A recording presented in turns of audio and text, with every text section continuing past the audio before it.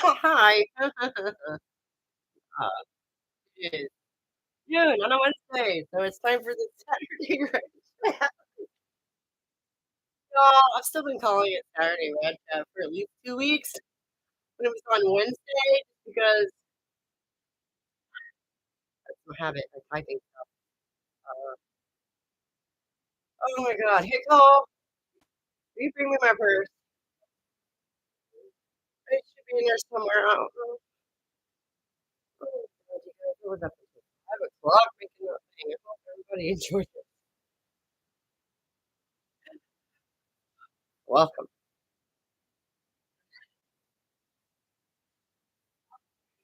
Oh my god, no, it is just never mind, it's right here. Never mind, never mind, I'm gonna have to oh god. Oh, we got big plans. You had a pretty good Christmas. How about yourself? I am beat totally beat right now, though, 'cause, yeah, that's using the time for that. Yeah, oh my god.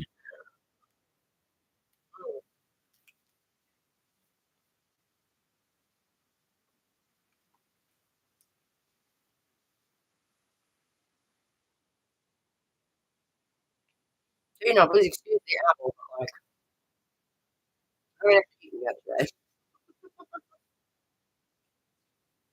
Oh, um, let's see. Did you catch the premiere? I didn't see you there, but I know some, a lot of times people listen, they don't actually, say anything. That's fine. I do that all the time too. Just like sometimes you just wanna be there and you don't necessarily wanna talk to everybody. That's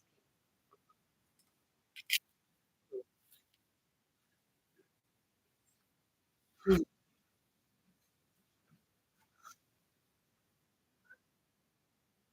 there's the whole crew. The audio is a bit spiky. It's hard to understand everything being said.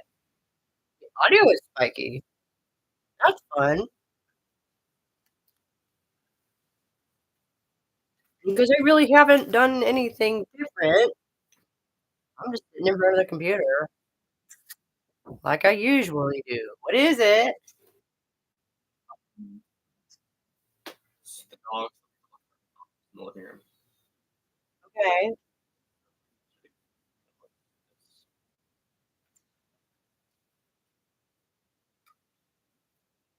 Where's your grandma?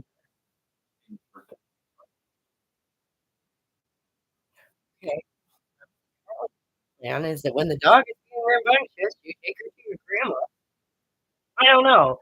Do you want me to take them outside? I can take them outside for a little bit. I mean, I was kinda thinking that anyway. We go sit outside, right? The audio apparently is shit anyway. Oh my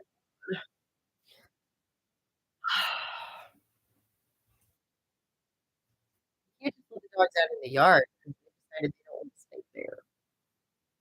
Uh, the 2 big dogs go climb the fence and go for a walkabout in the neighborhood. It's no, no, no, no, no, no. You can't do that. This is Tennessee, and every crazy old man has a gun, okay? You can't just be wandering around through people's yards. It's not safe with your dog, especially your dog, because apparently, if the things my neighbors have been saying to me are any indication, apparently you can just fucking shoot dogs around.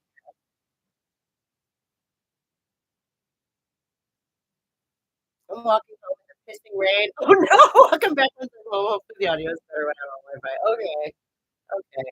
I hadn't even thought of something like that. Ooh,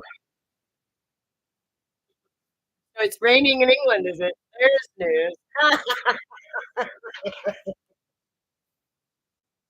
Sorry. Oh, no, I'm sorry. It's a jewel, it's a silver sea. I know, it's just a wet one. Damn one, right? Sorry, I'm sorry, I'm sorry. I choose because I love. Yeah. I don't know, I guess maybe we need to go outside and fucking dog out in the yard for a while. I would burn up her vibration. I can cuss if I want. Okay. So he was listening, watching me on it. So perfect timing to go and take the dogs outside. You stupid bitches. And what the fuck is this? You dropped this poop on the floor too? Bad dog. Bad dog. That wasn't there a couple of minutes ago. Yeah. No, this is exactly the problem that I anticipated with this because they need to be able to go outside. I'm so sorry.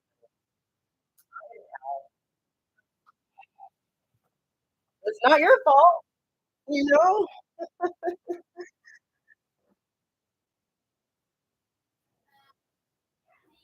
That certain people are gonna get their they want, don't have to clean up after it. No, not his fault.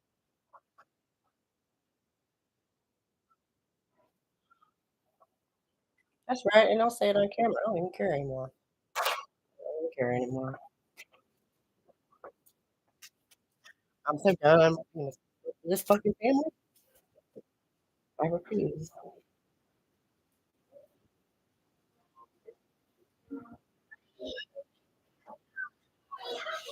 Our little Christmas tree.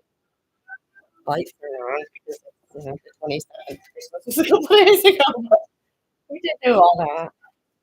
Jacket. That's what I'm looking for. Is my jacket. And you know that woman just came through here, the Roman Dustin.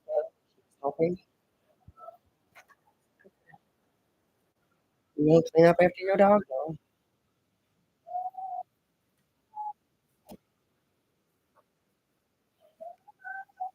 Hmm.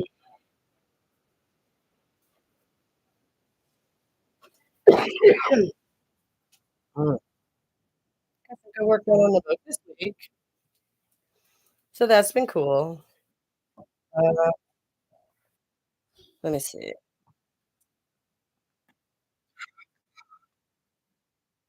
Yeah, I actually had to go back and rewrite a page and a half that I'd rewritten.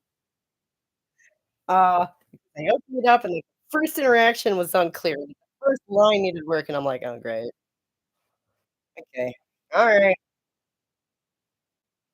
I'm really happy with how it is now, though. It's just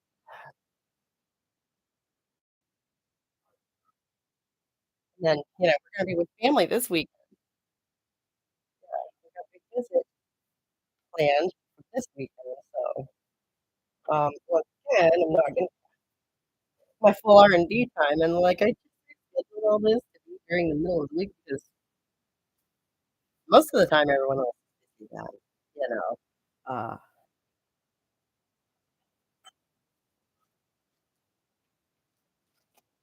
Surprise, surprise. I don't know exactly how windy it is out there. We're gonna find that out together. I could put on my hat. I like my hat because my hair looks crazy today. I just can't. Oh, here. See? That's so much nicer. Oh, I know what it is. I know what it is. It makes me think of too. Lydia Deetz, right? The black straw hat. I see a camera. And I'll be Lydia Deetz next Halloween. Um. Oh wait. Wait a second. Come on, bitch.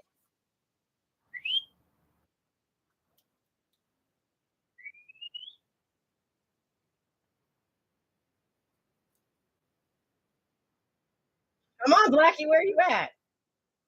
Raven.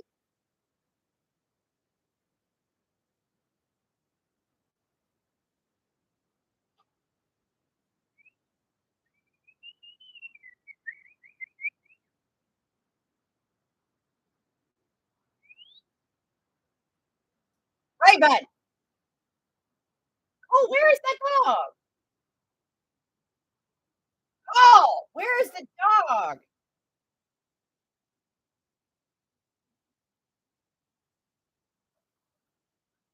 The black one. Oh, yeah, please. It's okay because I left my coffee. I yeah, or I left.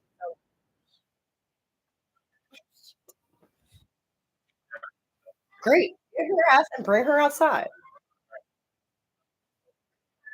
Where's my coffee? What the?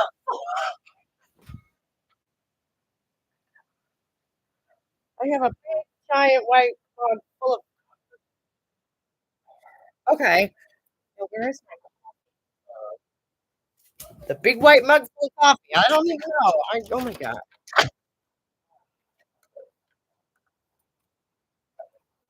They want to do this. They want to do that in the house.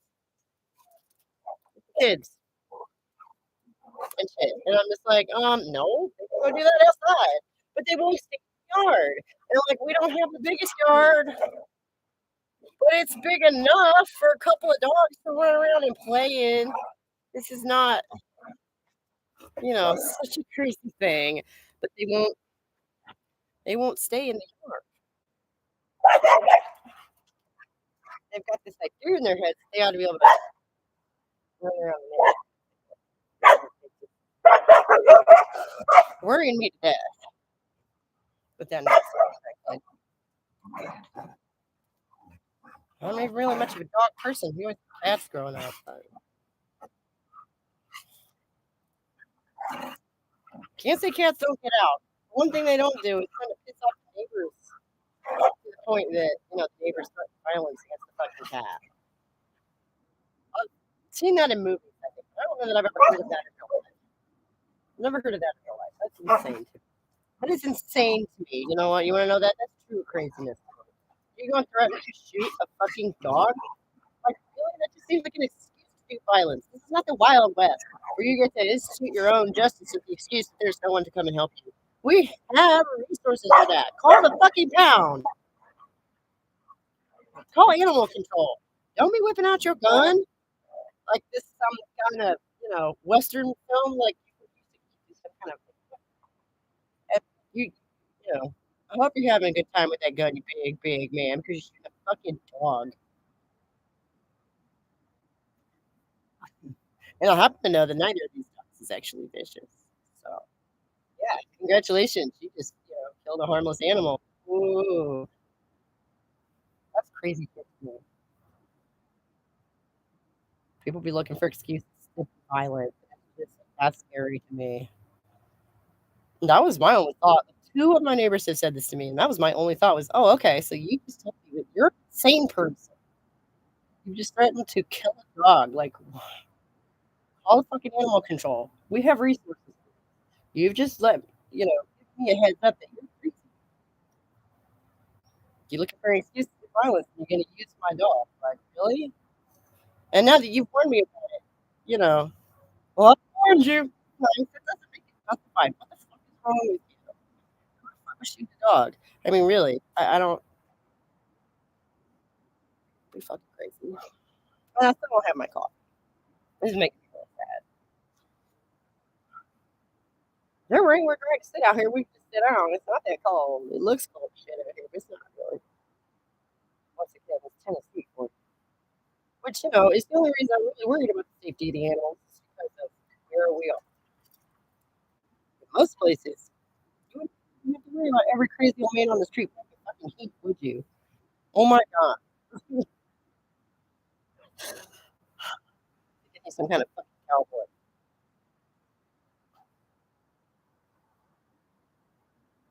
I don't know. Reminds me of my mom called the cops on her neighbor one time because he was shooting BBs at squirrels in a neighborhood very similar to this. Like, that's dangerous as shit, right? You don't just be shooting off BBs and you're at the trees,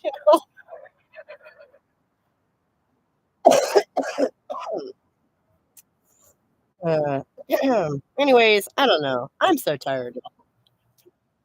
I got like no jokes, like 3 hours of sleep.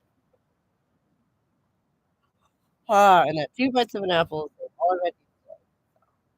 We're just kind of chilling. We're just kind of hanging out because I don't have like a lot of money right now. Oh, and as soon as I get off of here, I got to get ready for that visit we got this weekend. Oh my god.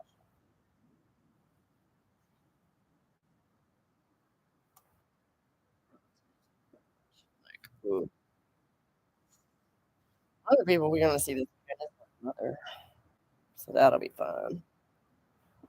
And actually seen her in, I guess, 3 years or something? I don't know. She's not what you might call a nice person. I don't know, once I became an adult and, actually, you know what? It wasn't even about me. I wish she started to be a shitty kid. I'm like, "Nah, nah, we're just gonna not do that. We're just gonna nip that in the bud. You can fuck with me. You can fuck with me my whole life. Don't fuck with my kids. No, no, no, no, no. This is not how this is gonna work. No, no, no."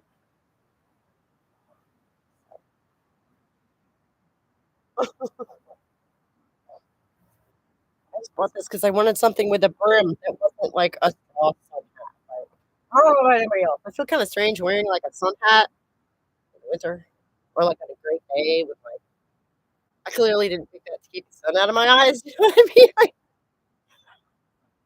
so, I don't know. I like this. I'm having trouble figuring exactly what to wear it with, but yeah, I just figured out what it reminds me of. It's Lydia Deetz, right? Of Beetlejuice, for fuck's sake. So, maybe I'll go take a look at how she paired it with something. Because the only main thing about that at the time was like, "Oh my god, that young girl is wearing an enormous hat." You know? That was actually really unusual. It's still really unusual, you know, hats are still really not the order of our day. But, like, yeah, in the '80s, that would've made her look really really just old-fashioned, like, nobody wore hats. Nobody fucking wore hats. I don't know when I was a kid. Yeah. Ah, and, you know, that was part of the video this week, a big part of that was sort of generational comparison, you know, like, a lot of the stuff that girl was saying sounds so familiar. And then it was really funny because she's like, "Well, but now it's a TikTok thing, so maybe if you come and talk to me 10 years ago, maybe then I would believe that you were actually trans." It's like, "No, no, no, no, no. Just because you came up with that idea yourself or, you know, you might have, still doesn't make that true." For me. Uh,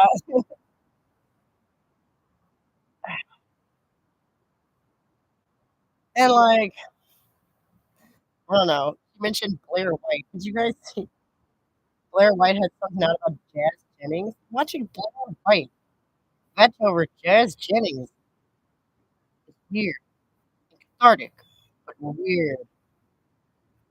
I don't and, like, his video didn't really add anything other than, you know, Blair White apparently is super upset over the treatment of Jazz Jennings, which, like, I guess that makes sense.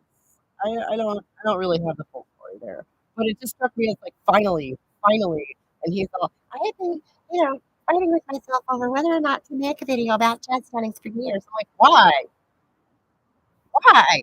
You of all people are the one, you know, someone who might actually be listened to on that poll." As an adult trans woman, that might have been something you coulda weighed in on earlier, you know? Or like Nadine, who we saw in the video today, was, you know, complaining, for lack of a better word, about how they didn't do their due diligence to discover whether or not she was really trans before they gave her her hormone prescription, but she doesn't say what that would mean. How in the world do you determine whether somebody's actually trans or not? Obviously asking them if you're gonna do it. A lot of times they're mistaken about that. Funny. Uh And, you know, you could just sort of wait and see whether or not they persist in it. But I feel like you could do that without hormones and surgery, right? So, fly. Because you're not making any money off of that, and you're not pushing them along with that. You know, like that's the thing with puberty blockers. It's like, oh, we're gonna buy them time. No, you're interfering. You're not buying them anything. They're buying shit from you.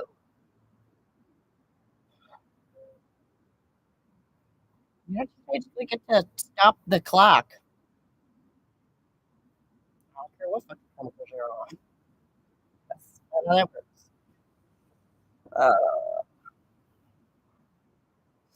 Y'all need to give me some feedback. Somebody needs to have my TikTok.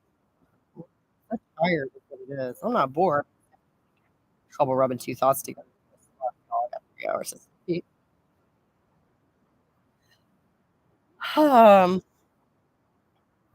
but yeah, like, apparently Nadine's already been featured in the New York Post and, like, you know, talked to Blair White and talked to somebody called Brody Penn, who's like, I didn't know that guy. But I went to look him up just to see what that was about, and, like, he seems to be a pretty straightforward, conservative exer type dude, you know? And he has a habit of saying dumb shit like, "Why the United States gotta be taking Palestinian refugees? Why can't Israel take some?" Those are the people trying to kill them, sir. And who was it that gave Israel all the land damn weapons in the first place? I don't know. It's just kind of clear to me that the United States ought to take some Palestinian refugees. It really doesn't make any sense to send them to Israel because they were kinda already in Israel, and that was the problem, right? Like, tell me you don't understand what the fuck is going on without telling me you don't understand what the fuck is going on over there. That was I laughed so hard when he said that. I'm like, "Wait, what?" I mean, it was so funny. I almost included it in the video because it just felt like she mentioned Odin's man a couple times, and I didn't know who the fuck that was, so I had to find out who that was, and that dude made me laugh. He's one of those who's gonna, like, offensively just stupidly offensive or stupidly funny, like, by turns. He's one of those. And I'm just like, "So this is who, are your new allies? This is who is going to help guide you through your mourning of your girlhood and exploration of your burgeoning womanhood is conservative YouTube?" I do. I have this terrible feeling that's not gonna go real well. I have this terrible feeling that in another 3 years, she may be looking back on this and going, "Damn, that was another wrong turn." Okay? Because we have this false dichotomy set up in our culture where you're right or you're left, and if you're not left anymore, well, maybe you ought to see what those right people are on about, which, like, seems logical, except that's a false dichotomy, isn't it? Uh, there are people, there are forces that are trying to, push certain things in certain directions, whether it's actually progress or not remains to be seen and is debatable, or it would be if their slogan weren't "No debate." And then you have, the other side who are also actually trying to push us in a direction, meanwhile claiming that they are heading back the way we came, which they're not. First of all, you can't do that. Not really. You can't go backwards. Can you? No. And secondly, there's no great before time to go back to, you guys. There's not. That's not a real thing. So, what you have are two sort of ideological groups arguing over what the future will. And one of them likes to talk a whole lot about the past. They weren't. Okay. Oh my gosh, this poor girl I just saw last week, some trad wife talking about how in the 1950s, men were nice to women. I'm like, what? Based on some ads you saw, you said that? Like that was for evidence. These girls in their 20s. Like, oh my God, no, honey, no. Like they wrote whole books about this. Okay. Um, please, please. I don't know that the feminine mystique is the one to recommend because frankly that one is a bit is a little I mean, I hate to say whiny. It's been 20 years since I read the damn thing. But it hit me even as a young person as kind of whiny. It's like, "Oh, you have everything you ever wanted and now you're sad? What?" Speaking of somebody who's a really good chance I'm never gonna get to own a home, what are you talking about? The privilege is sick. But, at the same time, the idea that as a fully fledged individual person with your own ideas and dreams and skills and aspirations and whatever, that you're just gonna be stuck at home for 20 years, yeah, that can be kinda devastating, especially if you feel like that's your only option. which is one of the reasons I don't think that every lifestyle is for everybody. Any lifestyle is for everybody. Like, I ended up married with kids. That wasn't my plan. Okay, I if you'd asked me at 20 if I'd be a housewife at 40, I would have told you no. Okay, in no uncertain terms. This was not in my plan. I just kind of fell into this. And I've actually ended up enjoying it a lot more than I expected to. But I don't see why would that be true for everyone? It has taught me that you should be open minded in life and that you shouldn't, the idea that just because you can't imagine yourself in a scenario does not mean you wouldn't fit there, and it doesn't mean that you wouldn't get anything out of it. But at the same time, I don't think that there is some secret maternal germ sleeping in every woman's heart. I don't think that's true. I don't. For some of us, it is, though, and it's amazing the sort of instincts that can be triggered when you find yourself in certain situations. Okay, and that is what happened to me. And how exactly that works is still a bit of a mystery to me and modern science.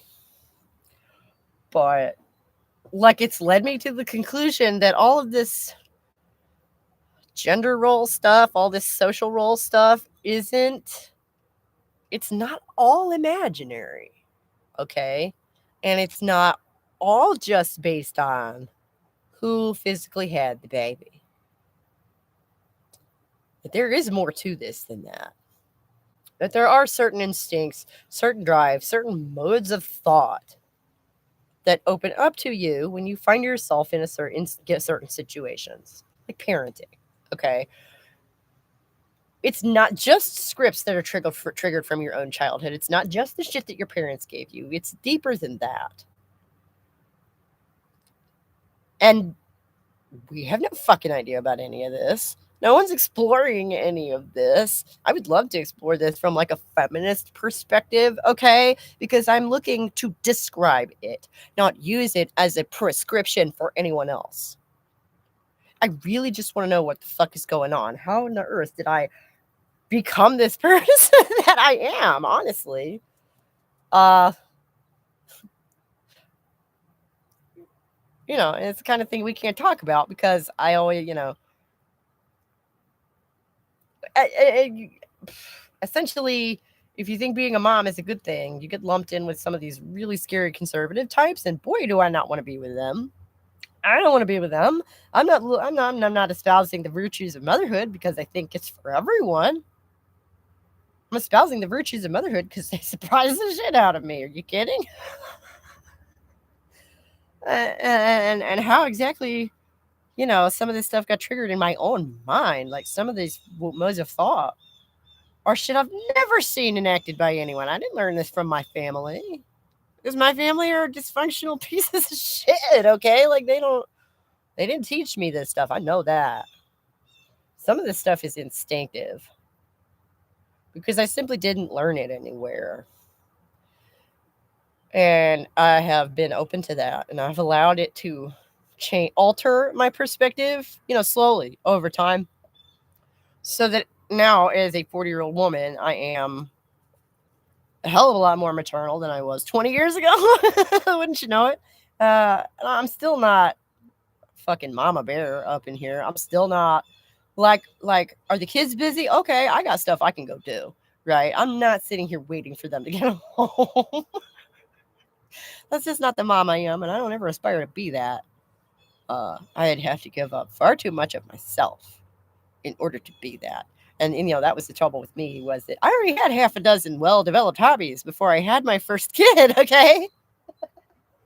So, boredom and I are just not close friends, and I don't, what am I going to do with my time when the kids grow up and move out? I have plans, okay? Mom is not a life sentence. I mean, it is. It's a lifetime gig, but it's not a life sentence. You're not going to be changing diapers for the rest of your life. It's not how that works. I don't know, y'all. I could rant and rave about whatever the fuck I want, but like, this only been half an hour of this. Oh my God.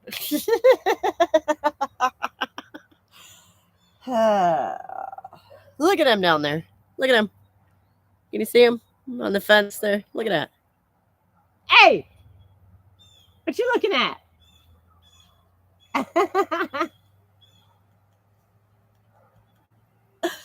Oh, that shouldn't be so fun.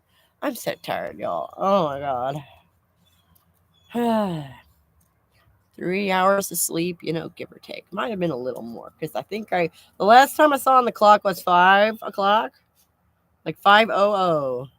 I'm like, and I'm done. I'm gonna lay down, and then he got me up at about 8:30, I think. So depending on if I know my head didn't go to sleep immediately as soon as I hit the pillow. Anyway, a little more than 3 hours of sleep, but still. So if anybody wants to hop in here and help me come up with stuff to talk about, I would appreciate it. There's nobody here right now, which is hilarious. I'm literally just talking to myself. Not that that's a problem. Some of these conversations are private, you understand? So I don't necessarily want to just go off and be talking to myself and forget you're here. I say something embarrassing. I don't know. Maybe we can go back in the house for a while, huh? What do you think? We can go back in the house for a while. We'll take the dogs inside. I bet you that mess has been cleaned up by now.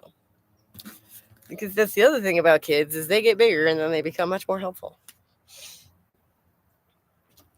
Come on. Let's go inside for a little bit. Come on.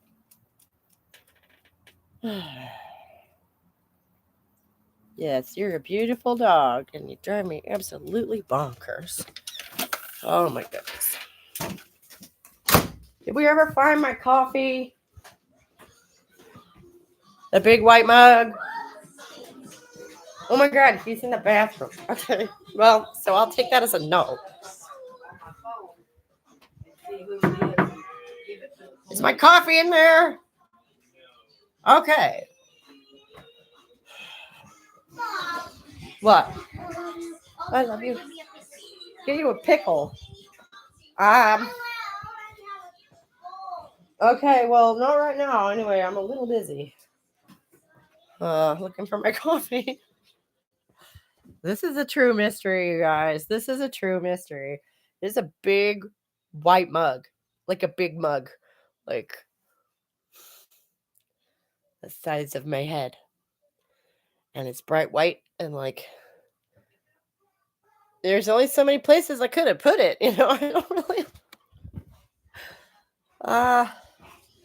this is a true mystery. And I have this terrible feeling it's right in front of me somewhere. I just oh my gosh. Okay, really though. Where's my coffee? I know you don't know. I don't actually expect you to. But I should. No, we just came in. No, go lay down. I'm so tired of this. Oh my god. We go look out front, I guess. Maybe I left it in the car. I don't know. Because I didn't take it in the car because I was coming right back. Huh?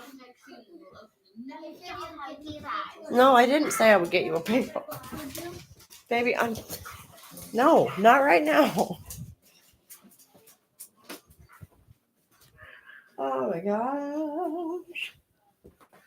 What? I don't understand. You really need your coffee when you keep forgetting about your coffee. Like, what the fuck?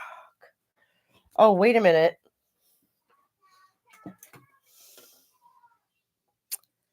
There it is.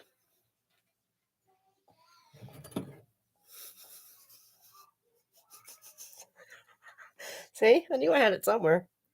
What up, Mary? How you doing?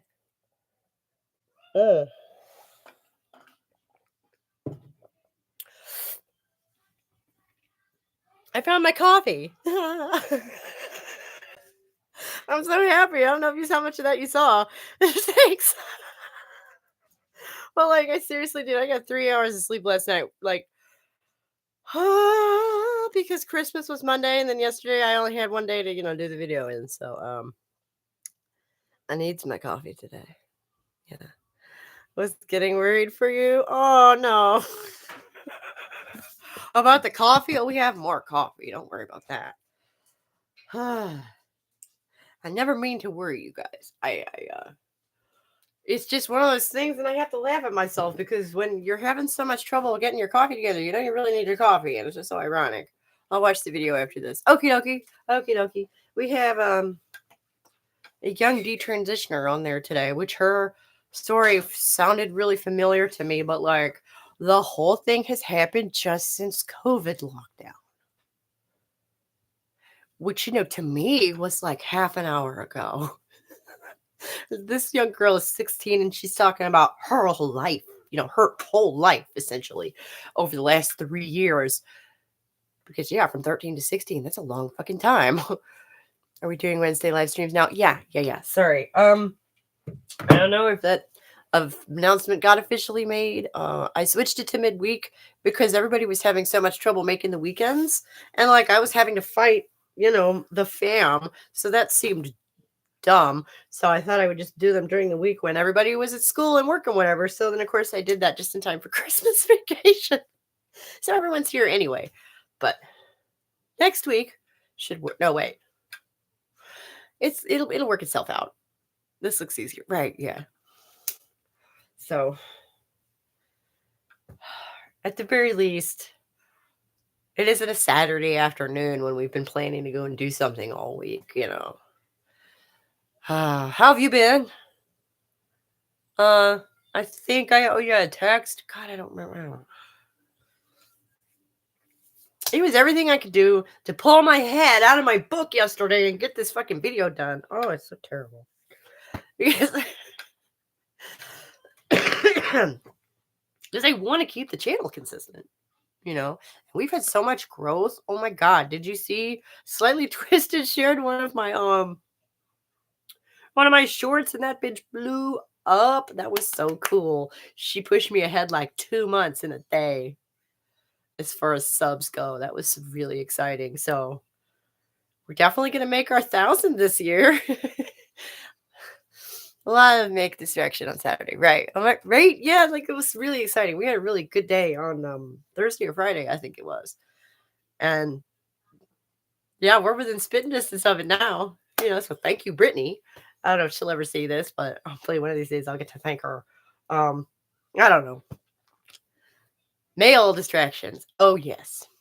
Yes, right. And like the boys are both here because they're on Christmas vacation. Because we can't have anything regular in life. Oh, no. We can't have a regular routine in life. Oh, no. That gets so boring, right? We got to break that bitch up every 6 weeks or so just to keep you on your toes. Oh, my God.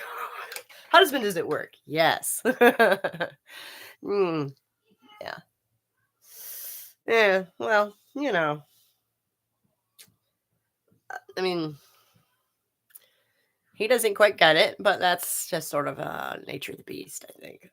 And yeah, he's out of the house today. His little corner is over there, and I'm not going to show it to you because it's a mess. And it's really, spending 24/7 with anyone gets to be a bit much, right? Anyone, even yourself. Sometimes we get tired of ourselves, right? And we wish we could get away from ourselves. And the same is definitely true of anyone else. So, having him working from home for 3 solid years was fun. It was good for us, really. We got on the fast track. We probably worked out a decade's worth of stuff in like 2 years because we had to.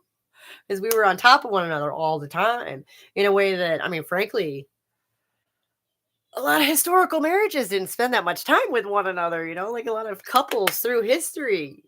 You had your separate spheres. You didn't necessarily spend time in the same room every day, right? That's maybe a little unusual even.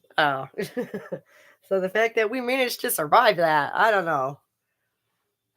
We had a little trial by fire and we came through it, it's a nightmare. Yeah, it's well, and especially when you're an introvert who I just need to be alone sometimes. And I find that if I don't get my time to decompress and like try and process any of the shit that's happened, my brain starts to short circuit. And I can't help that. There's nothing I can do about that. So I become stupid and cranky if I don't get, my time to myself. Uh, which then people just get upset at you for being stupid and cranky, and they don't realize that if they just go away, the problem would take care of itself. Is there anything I can get you? Yeah, nothing. Please. you know? No, but you can get yourself the door. Like, oh, it's terrible. It's terrible. And I don't hate people. I like people. I just often from a distance. Uh, I don't know. And it's sad because sometimes I'll be in that state where like I need to be alone because my brain is overflowing. But at the same time, I'm lonely. Wow, the introvert's curse, right? Oh my gosh. Or like I literally cannot stand the presence of others, but I'm lonesome. It's like, oh, you feel that? I'm so sorry. That's so terrible. That's one of those things where like it would be lonesome for me, but I would be perfectly happy if no one else ever experienced that because it sucks. It sucks. And the world is just full of extroverts. They don't quite understand that like no, I can't just dig deeper. I don't have anymore. Like that's it. And I have to go now because if I don't, I'm just going to keep on getting stupider and crankier. I don't know if I'm one of those. I don't know. I can't tell you that. And it seems like you personally are probably going to spend some time here in the near future getting back to your own baseline, right? It seems like you've had like quite an adventure in your life the last couple of decades, right? So hopefully that's what you're doing right now. I think that's the feel I've gotten is you're kind of just trying to find your own baseline right now, right? Are you an introvert? Are you an extrovert? Are you an ambivert? Who knows? I sure don't know. But it seems like you got a pretty good line on maybe finding stuff like that out, huh? That's exciting.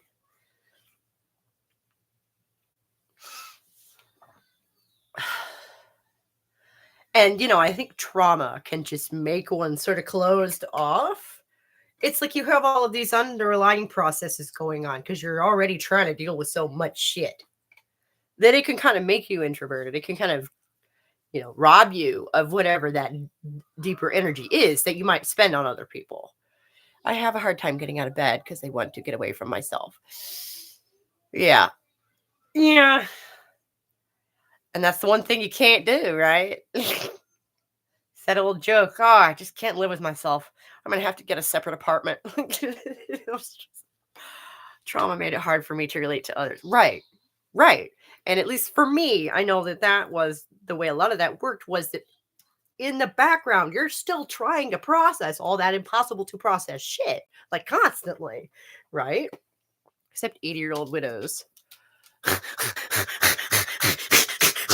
What? That's very specific. What? What 80-year-old widows do you know?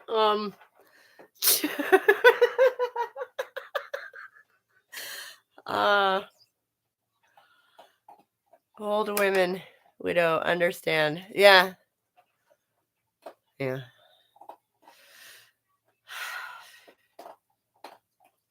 Are there a lot of them around? I mean, I met Oh hey.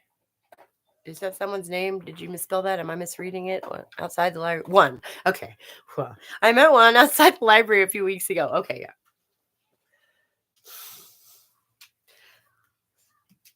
Yeah, I know a bunch of them from our church. And a couple of them are my favorite people. A couple of them are nasty. Just because somebody's old doesn't mean they're nice, unfortunately. But 80-year-old widows, huh? That's funny.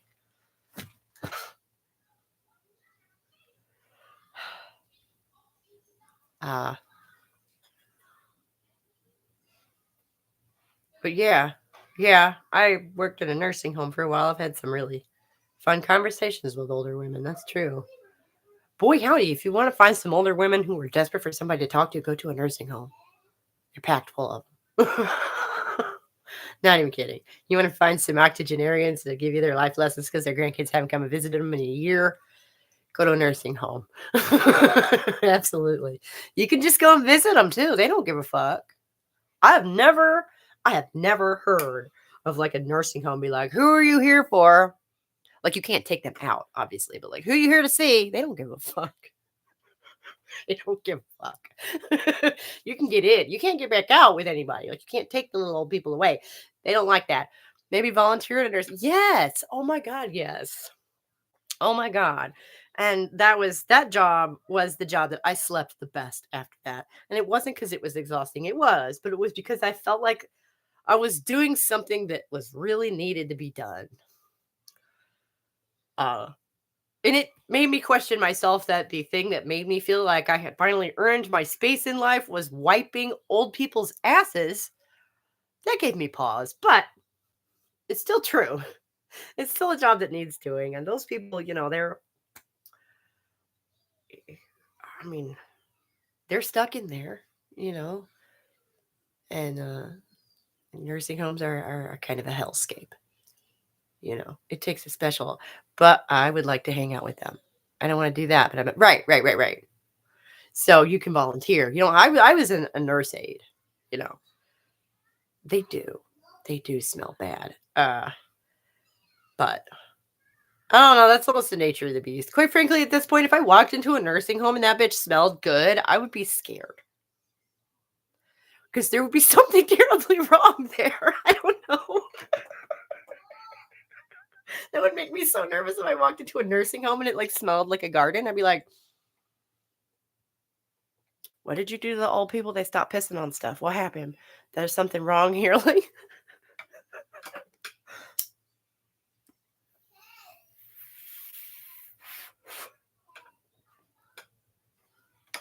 I delivered food to one once and it smelled so bad. I was like, never again.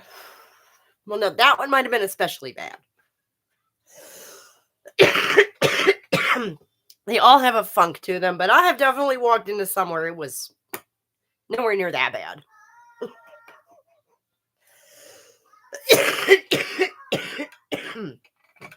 But yeah, I mean, that would be. I've been so depressed, haven't even been wanting to smoke weed. Oh my goodness. See, I'm so sorry to hear that. I was wondering about that, and I don't want to be nosy, but like you said, the lithium was going to help with the depression too. And I know that you also said that you had like the seasonal affective disorder, and I was kind of wondering if that would help that. Because I have literally no idea how putting a heavy metal in your system helps your mood. I have no idea what the mechanism is behind that. But that's a red flag for sure. Got a sun lamp. Okay, yeah. Yeah, mine is up there on the shelf. I have one too. I used to use it religiously. Like I say, I kind of cured my own seasonal affective disorder by moving south. But I don't think that's a solution for everybody. But I did notice, like, the year and a half I spent in Florida, it just sort of mysteriously disappeared. And I thought, shit, I guess I do have that seasonal thing. Fuck, Lithium is a salt, and it does something with sodium and potassium channels on the biochemical level. Okay. Okay. That makes some sense. I know that it is a long-standing treatment for such things. I know that it is very, pretty standard treatment for such things. I just have no idea how that works because it's not a medicine, like it's not a pharmaceutical the way that, an antidepressant is. So in that way, my understanding is it's a more of a classic treatment. Like I think I want to say they were putting, giving people lithium for mood disorders all the way back to the 40s and 50s. Yeah. So, I mean, at least there's that. At least you have a lot of precedent. You have a pretty good expectation that you're going to be able to live this way. in an ongoing way because it's been done many times, right? So that's good.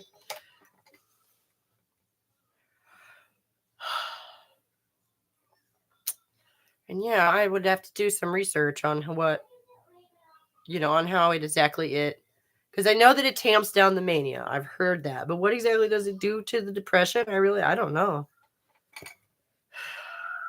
I just know what you said that it was supposed to help with that. I hope it is. Gosh. I know that feeling I know that feeling of you feel yourself slipping and you can't do nothing about it. Oh, I know that feeling. It's so awful. It does help depression too. Okay. That's good. But like I say, I'm not sure, is seasonal affective depression different from regular depression? I've always kind of thought it was, just from my own experience of they don't tend to necessarily go together. But so then would it affect that differently? Yeah. So maybe you're still dealing with the seasonal stuff, I guess is what we're saying. That sucks. Sucks, but I mean, at least you got them separated out, I guess. That's progress, right? Shit. We got to stay positive, right? We got to stay positive. Like, being negative is so easy. Who wants to do that? That's so lame and boring. We got to stay positive. Well, it's a hard time of year, lonely Jew. Oh, yeah. I found out Ginger's new fear. Blankets. Being wrapped in a blanket. The dog is afraid of blankets too? Yep. Oh my god, this dog is afraid of water. And now apparently blankets. And flowers. That's really funny. Get out.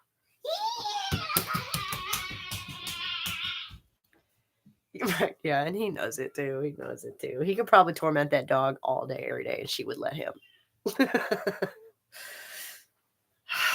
But this is the vicious dog that my neighbors... Oh my god, did you hear this? Like, I don't know. My neighbors have been threatening to kill my fucking dog because I sometimes miss working with children. Yeah. I don't know. Sometimes I know when I would get real depressed, you just sort of miss humanity in general. You're like, I miss interacting with people.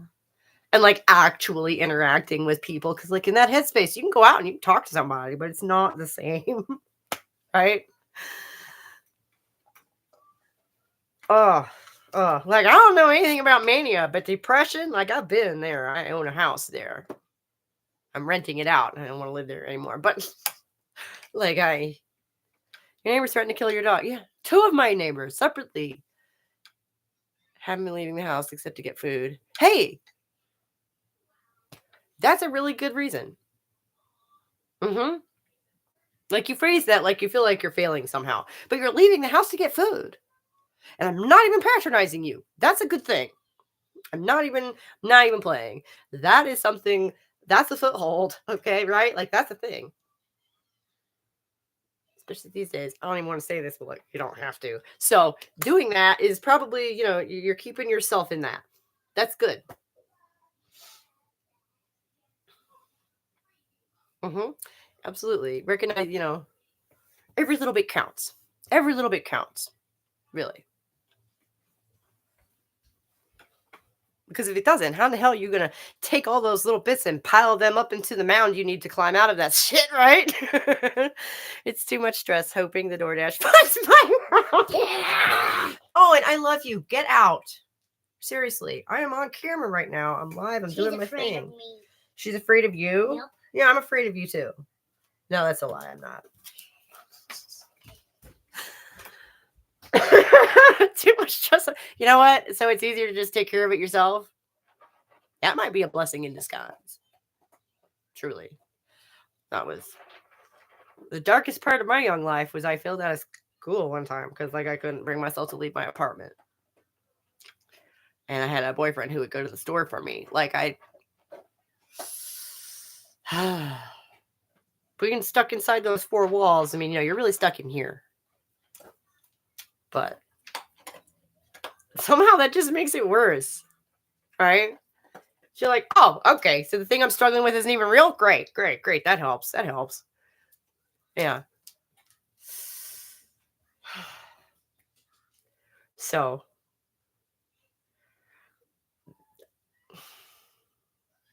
I mean, you're weathering it, I guess, huh?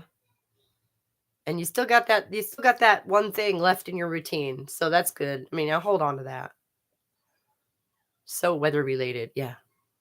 Right, yeah, well, and that's the other thing is how are you actually supposed to get the fuck out of your 4 walls if it's 20 degrees and snowing outside? Yeah, or whatever it is up there right now, I don't know.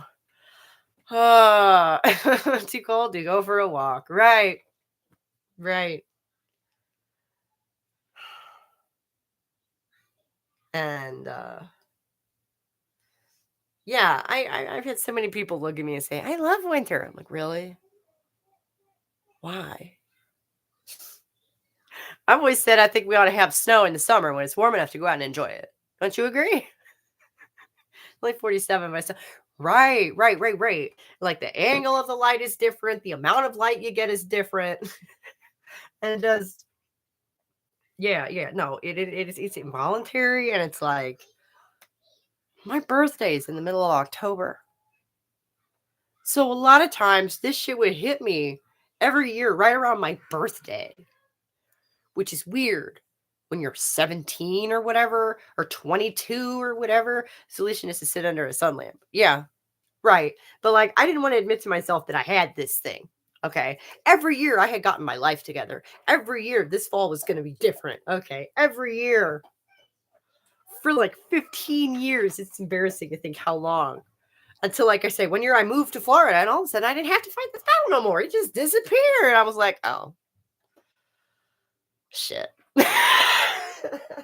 Because autumn's funny, right? That's when school starts. Like I say, that's when my birthday is. Like autumn is just sort of a repetitive, it had been for many years, sort of a repetitive season for me. So it was really difficult to parse what was life and what was in here, right? Until life changed drastically. And then what was in here changed along with it. And I went, oh, I guess I wasn't doing that. I guess I wasn't doing any of that. Shit. I wasn't doing any of that. None of that was voluntary. That's kind of terrifying.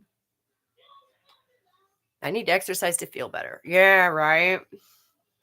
I swear I get the opposite. Heat makes me angry and miserable. P.S. Hi. What up, radiated woman? See, there is another side to this. There are people who have summer depression. I didn't even know about that till I was an adult. I was like, what? That's some weird shit. That's amazing to me. And see, that just goes back to one of my favorite things, which is like, there's no one prescription for everyone. There just isn't. Okay, there's no one lifestyle for everyone. There just isn't. Like, if you can't even live in the same climate as me and be happy, essentially, is what you just said, right? Because I love the sun, I love the warmth, I love all that. It makes me so happy, and the cold and the gray makes me sad, and I can't fucking help it. I love England. How does that square? That's gonna be fun. But like, and you have the opposite of that. So what you're telling true, Florida is my personal hell, right? See, and I actually had a pretty good time living there. So like we couldn't even share a climate and both be happy. So people be trying to tell me that we all need to have the same lifestyle, we all need to have the same diet, we can't even live on the same continent. What the fuck are you talking about?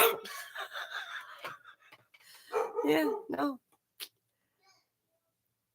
It takes all kinds to make a world. I don't believe that. I think there are certain kinds we could do without. Serial killers come to mind. I think we could do without them. I don't think we need them to make the world. But like that's a really obvious extreme example. But generally speaking, yeah. They, and as a married mother of 4, for fuck's sake, I feel like when I was saying this earlier, that how exactly I fell into all of this was an accident. And I have ended up enjoying it and digging my teeth into it a hell of a lot more than I would have expected. I'm a hell of a lot more maternal now than I was 20 years ago. And a lot of that isn't voluntary. I was eating cookies for the past 4 days, and my anxiety, depression got worse. Oh, yeah. Could do without all the weird and or violent males. Right. Yeah, exactly. Baby, you're not supposed to be eating sugar. Like, I'm sorry to say that, but shame. You're not supposed to be eating sugar. It makes you feel bad. We could do without all the weird violent males. Right, yeah, exactly. We just, do a Thanos snap and magically do away with all of the violent people. Like 90+% of them would be men anyway, right? So, yeah, rapists, murderers, dog killers. Yeah, it was just,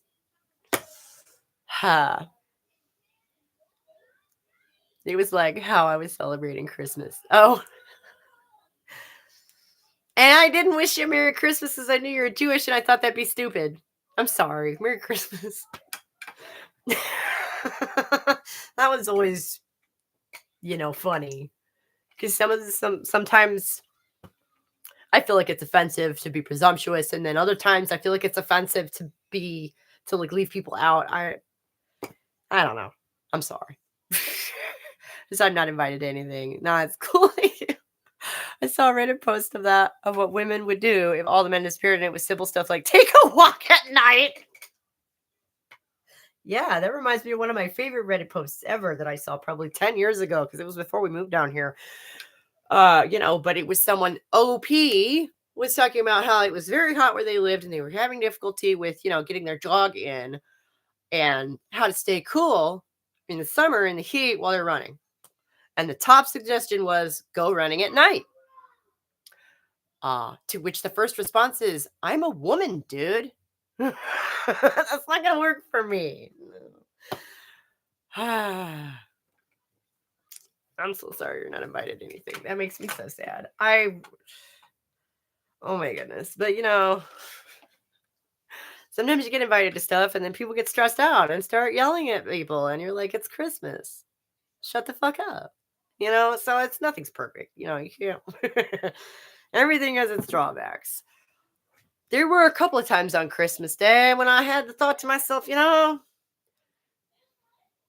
this would be a lot easier and calmer and more peaceful if I were by myself right now. So you can't win. But like, take a walk at night sounds so good. Yeah. Yeah.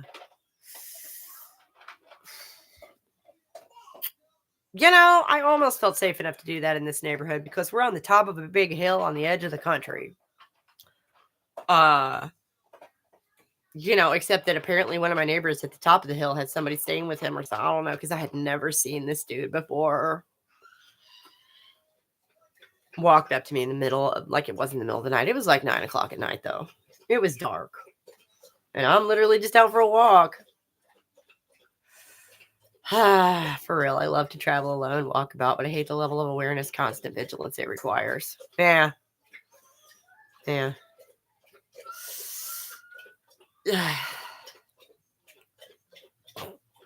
don't know. I have gotten into and out of a couple of weird, hairy situations doing that over the years. My favorite one was the time I was in Cincinnati, and I left the bus stop to go and look for food, which was a mistake.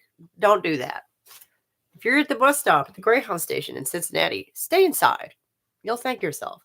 And this dude just popped out from behind a corner as I walked past, told me he had a vision right before I walked past and that I was going to save him and fix his life.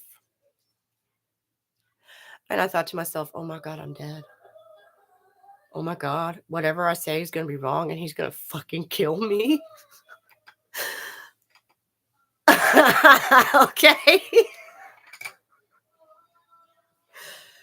But fortunately for me, I have this face. I don't know what it is about this face. And I had my red hair, and there's just something about that. I look like Annie or Molly Ringwald or something. I don't know. But like Manic Pixie Dream Girl. Yes. Exactly. He had cast me as the Manic Pixie Dream Girl in his crazy psychosis that afternoon, and I recognized it immediately. And I started playing the role, like, immediately. I started fawning this guy, like, immediately. And I was like, okay, so what are we doing? What's the problem you got to solve then? What are we doing? Like, I played along with his crazy ass because I did not want to die. I got lost in Chicago at night a while back, hopped on the wrong bus. No. Oh my God. Yeah, I haven't been to Chicago in a year and a day. Oh, well, a month of Sundays. A long time. But like, fawning as a trauma response or a coping mechanism. both. In that instance, I would say it was both, and I managed to like talk this dude around, like in the process of walking from the bus station to like this other area. It was like, oh, maybe half a mile to where the restaurants were.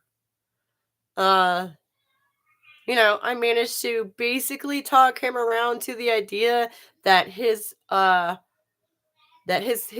new goal, his new direction was to read the newspaper and stay on top of things and like get involved in the world. It was something like that. That was where I ended up leaving him at. I got lost in Camden one Saturday night, white passing privilege, found cops to help me out, right? And like, you want to talk about white privilege? Thank you. I do my best, but like, you want to talk about white privilege? Like, this was a black man, okay, and I was not like unaware of the fact that he saw me a very specific way because of how I look. Not much else you can do with that kind of kooky go along, so they stay calm until you can get away. Exactly. And then you bet your ass I was on the lookout for him on my way back to the bus station. I did not see him again, thankfully. I guess he must have gone off to buy a newspaper. I don't know. But like, I was 20, maybe. I couldn't be more than 22 because that was when I moved to Florida. So and that's the kind of thing that can just pop out at you. That was broad daylight, by the way. This was not at night. This was in the middle of an afternoon. So, yeah, jogging at night, forget about it. Like all the time you hear stories about like some lady disappeared while she was out jogging, in the morning. Bitch got out of bed at 5 o'clock in the morning, just go out and get kidnapped and die. Like,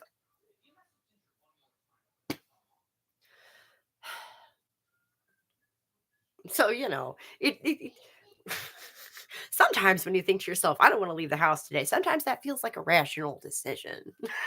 It really does. Oh,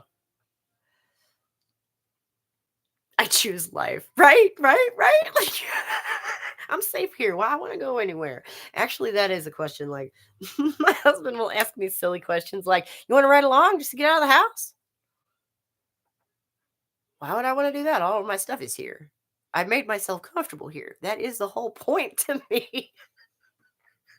No, I don't want to go somewhere just to get out of the house. I'm finally in the house. I'm fine, Ah. But again, extroverts, right? He's like a giant puppy. Okay. And like, oh my God, I got another one for you, y'all. We were standing in the waiting room at the lawyer's office. So this was years ago because we were doing custody shit with his ex-wife. And the stoplight, right? We're right on the corner. This lot's right on the corner, and right out there is a stoplight. And we're standing there and we watched this accident happen. Somebody went through the red light and we watched it happen. And my thought in my mind was, oh, thank goodness we're not actually involved in that. Meanwhile, he is going out the door to go and get involved in that. So that's there's a difference in perspective there for you. Which, gosh, there's one of my the difference in perspective, I think, is one of my favorite things, just in general.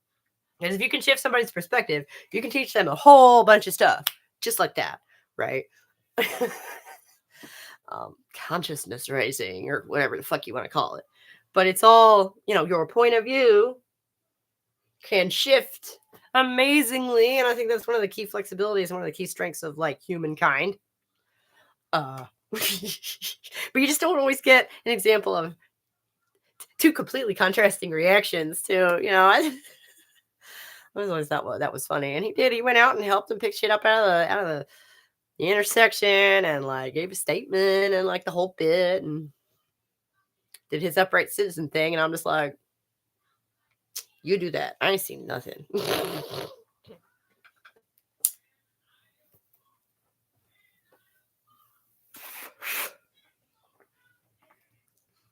He has the strength of a man, right?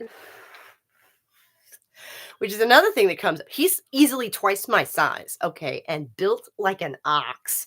This man is stronger than he looks, okay? So any given situation, the equation, the calculus is just going to be very different for him versus me because I'm small. And there's a decent chance I'm not armed because violence isn't really my thing.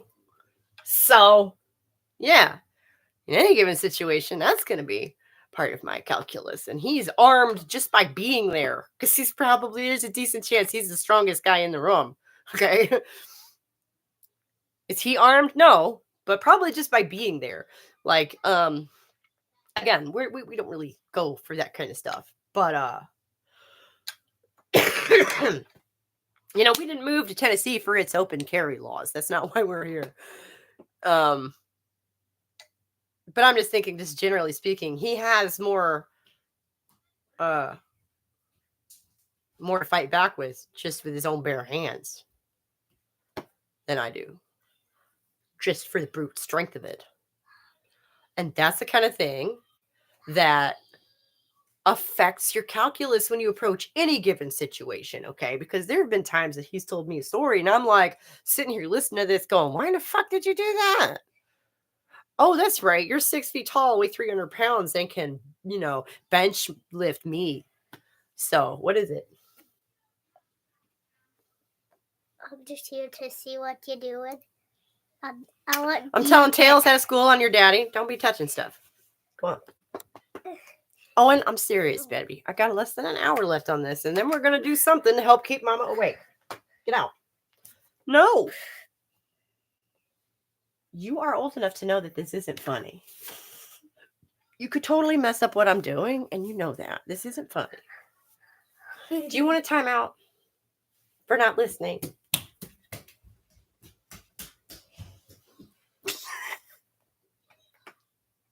He knows I'll give it to him, too. But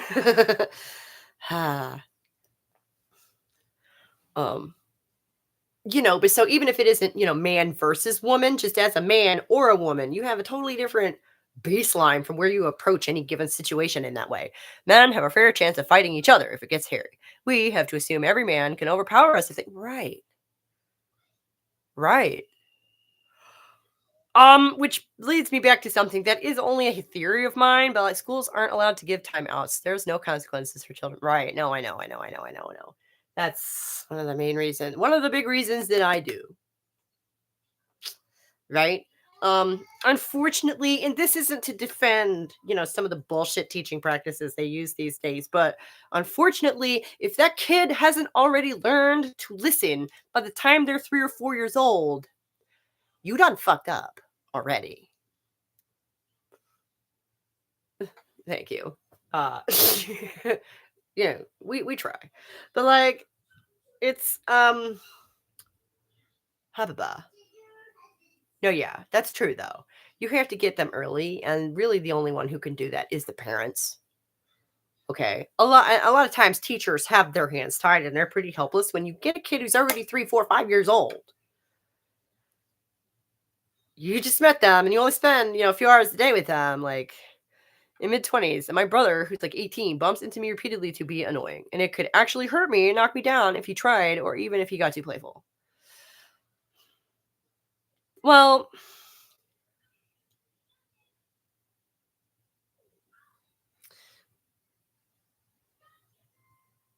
I mean, my hot take is that little brothers are like that. I don't have any, though. So take that with a grain of salt. But I've heard tell that little brothers are just kind of like that. And that was something I used to say a lot that made me laugh. Shout out to you and people raising kids. Crazy responsibility. Brothers are annoying. Right. Thank you. Somebody's got to do it, right? Or there just won't be any more people. I'm just saying that, like, even a much younger male can be stronger than a grown woman. Yes. And a lot of times they don't realize it, do they? That was where I was going with that. Is your brother's 18, he's maybe not had time to really, like, they literally don't know their own strength sometimes. The young ones, really. It's the kind of thing where like you're roughhousing just as friends as young people. And like I've had a couple instances where I got, a little bit manhandled and had to be like, whoa, stop, and they're, oh my God, because they don't realize their own fucking strength. Yeah, I tell moms to tell him he doesn't know his own strength. Exactly. Right. And then sometimes, unfortunately, somebody gets hurt before they discover that. Um, I'm not sitting here trying to defend against male violence. That is not what I mean. If he sets out to hurt you and succeeds better than he expected, that's not what I'm talking about, is it? No, no, no, no, no. I'm talking about the accidents that can happen because somebody has grown into a full-size man in the last 2 years and hasn't really, absorbed that yet. It's the same thing where, they're taller than they and they bump themselves on things. That does not excuse, you know, intent is a lot of it there. Okay. Innocent intent matters, right? If you hurt somebody, you're still responsible for that. But why you did it does matter. Right? I definitely feel that way. And I think a lot of times, just generally speaking, in the current cultural climate, nuance like that tends to be lost. If only for the clickbaitiness of it, right? Like, man hurt woman. That's a headline. Why? How? Under what circumstances did he fucking mean to? Who cares? Oh yeah, that's a thing. Guys who never have and wouldn't try to harm a woman often just have no idea how much more powerful they really are. Right, exactly. They really fucking don't. And this is another thing that this whole debate about like women's sports has illuminated for us, right? How in the fuck many seemingly reasonable men have you seen sit there and say that they wouldn't have any hypothetical advantage over a woman? And did you not play sports, sir, in school? Did you not do that? Have you been behind that desk so long that you really think you're so shriveled up you wouldn't have any masculine, chutzpah left in you no more? Like I just don't. It's like those same people who don't seem to forget that like kids don't know stuff. Oh, my toddler told me, he told me when he was 5 that he was 5. 5-year-olds don't know anything. Oh, thank you. It slips out every so often. Oh, that's one of my favorites too. Chutzpah. Yeah, guts, grit. Have you no masculine strength left in you? Like it's like they don't. And just by saying that, they are admitting to us that they don't realize how much stronger the average man is than the average woman. How on earth you get to be a grown ass middle aged man without knowing that? I don't know. There was a woman who had her neck snapped because a man was trying to yank her out of his car. That's bad. I didn't hear about that. Oh my God.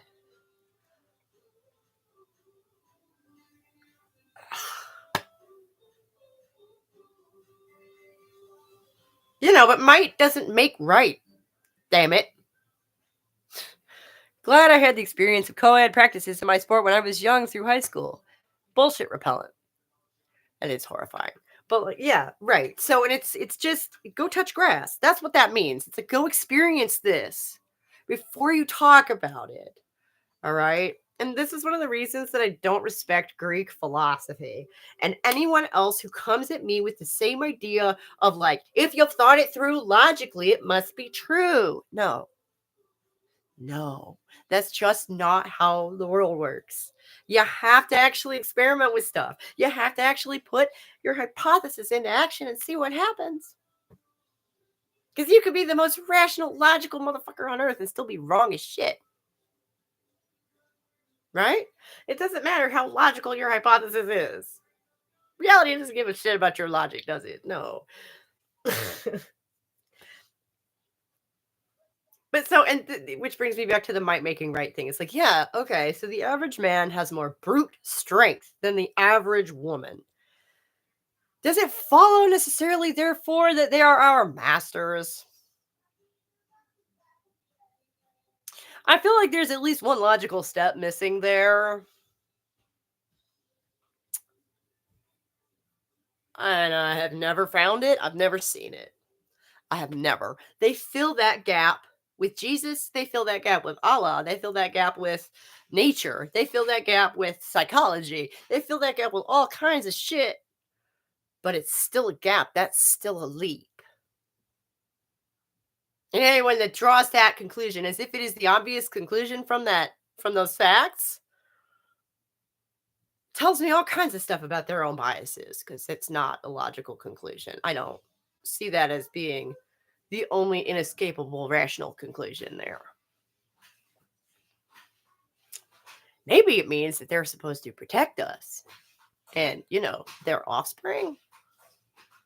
Possible alternative interpretation there.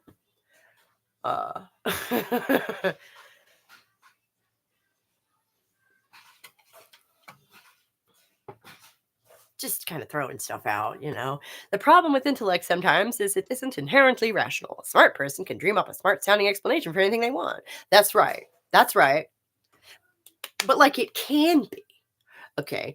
Because if I thought about it for a second, I could come up with examples from science. Okay. Where like they only had hypotheses, right? Where it's like they had reached the limit of their experimentation available to them at the time. And so they had to kind of hypothesize out, right? This happens all the time. And things will be so damn logical that they look ironclad to the point where, everybody believes this shit. And they forget that it's a conjecture until the technology catches up and the experimentation gets to be pushed further. And they discover that, oh, no, wait, we were actually totally wrong about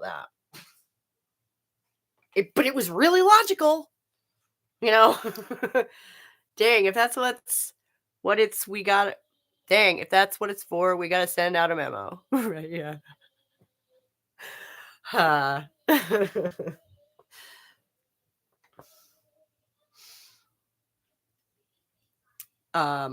But yeah, so you cannot just lie, and sometimes material reality doesn't seem to be logical, which I know we all hate. But it's true, right? And we think to ourselves, oh, we just don't see the logic behind whatever that is yet. And maybe we never will. Again, I'm going to go back to what I said last week, which is that utilitarianism is a failed philosophy and it doesn't account for everything. It doesn't account for morals, which are precious to us, right? We like our morals and we don't want to give them up. Like, good luck getting people to actually do that. You're going to end up with a bunch of broken psychos. Anyway,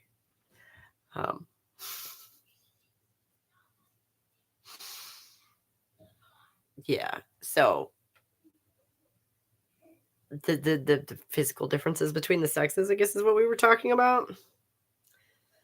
And the thing, it sort of brings me back to what I was saying at the beginning about how in the fuck I became a housewife. Like, that's weird to me. I would love to, dig into some of that.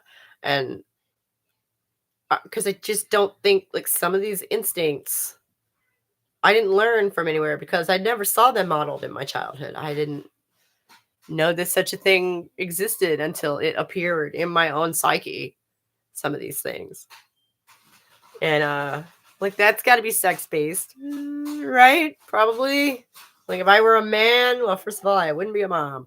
But you can put a man in the same situation and they just don't respond the same way. They don't necessarily do a bad job, but I don't know. Female psychology exists. It's a miserable phenomenon. Nobody knows what exactly that means or what, instincts might be lying dormant in your average person, which is not to say that I think that every woman has a mother deep inside her somewhere. I'm not saying that. I did, and that's weird. I'd really like to learn some more about that. But it was weird to me because I would not have guessed that this would be the way my life would go. And if I had guessed that, I would have been terribly upset. And yet, I'm not. Okay, because it's been a whole process to get here. And I've, grown into it. But this was not a path that was visible to me at 20. Okay, this is not a destination that was visible to me at 20. How in the fuck did I get here? I would love to be able to explore that and like describe it without anybody thinking that I'm trying to prescribe for them, you know, a dictum for their own life. I'm not. But like these instincts were not present in me as a young person, and they were triggered in me, awakened in me, however you want to call it, by the experience of the last 20 years of my life. So, how exactly the fuck does that work? Wouldn't it be nice if there were some kind of understanding of any of this? So, like, if you wanted this experience, you'd have a better chance of actually achieving it. Or if you didn't want this experience, you'd have a better chance of avoiding it. Wouldn't that be nice? Uh, we can't talk about that because those are, sex based differences, and that's essentialism. And I understand that none of us really enjoy the idea that we don't have 100% free will. That is kind of what I'm saying. And that sucks. I know. And like, I guess I could get up from here and walk out that door tomorrow and like not do any of this anymore and just like run off and like be a free agent. But like, no, I couldn't. Like, I couldn't. That's crazy. Physically, I could, but actually to do that, that'd be insane, right? I guess we're going back to being stuck in here. But I volunteered for this. I painted myself into this corner and I furnished it and it's okay. Um and we all end up in a corner at some point, don't we? You have to choose something in life. Shit. And so yeah, I'm just sort of at this point sitting back and starting to try and make sense of how in the fuck did I get here? And it certainly isn't because the conservatives are right. I still have plenty of evidence that that's not the case. That, it was secretly going to be my ultimate fulfillment all along because, again, it's still not. I still have half a dozen active hobbies. This is one of them. Hi. That I do because I have my own drives and interests in life, independent of the mom stuff, right? Because pre-existing of the mom stuff. So, frankly, that would be probably one of my biggest pieces of advice to somebody who's looking to become a mother. Develop your own hobbies as a young person first. I'm not even talking about a career. Just like build up yourself some skills so that when you have some off downtime, you have something to do besides watch fucking TV. I used to want to be a mother until I was 29.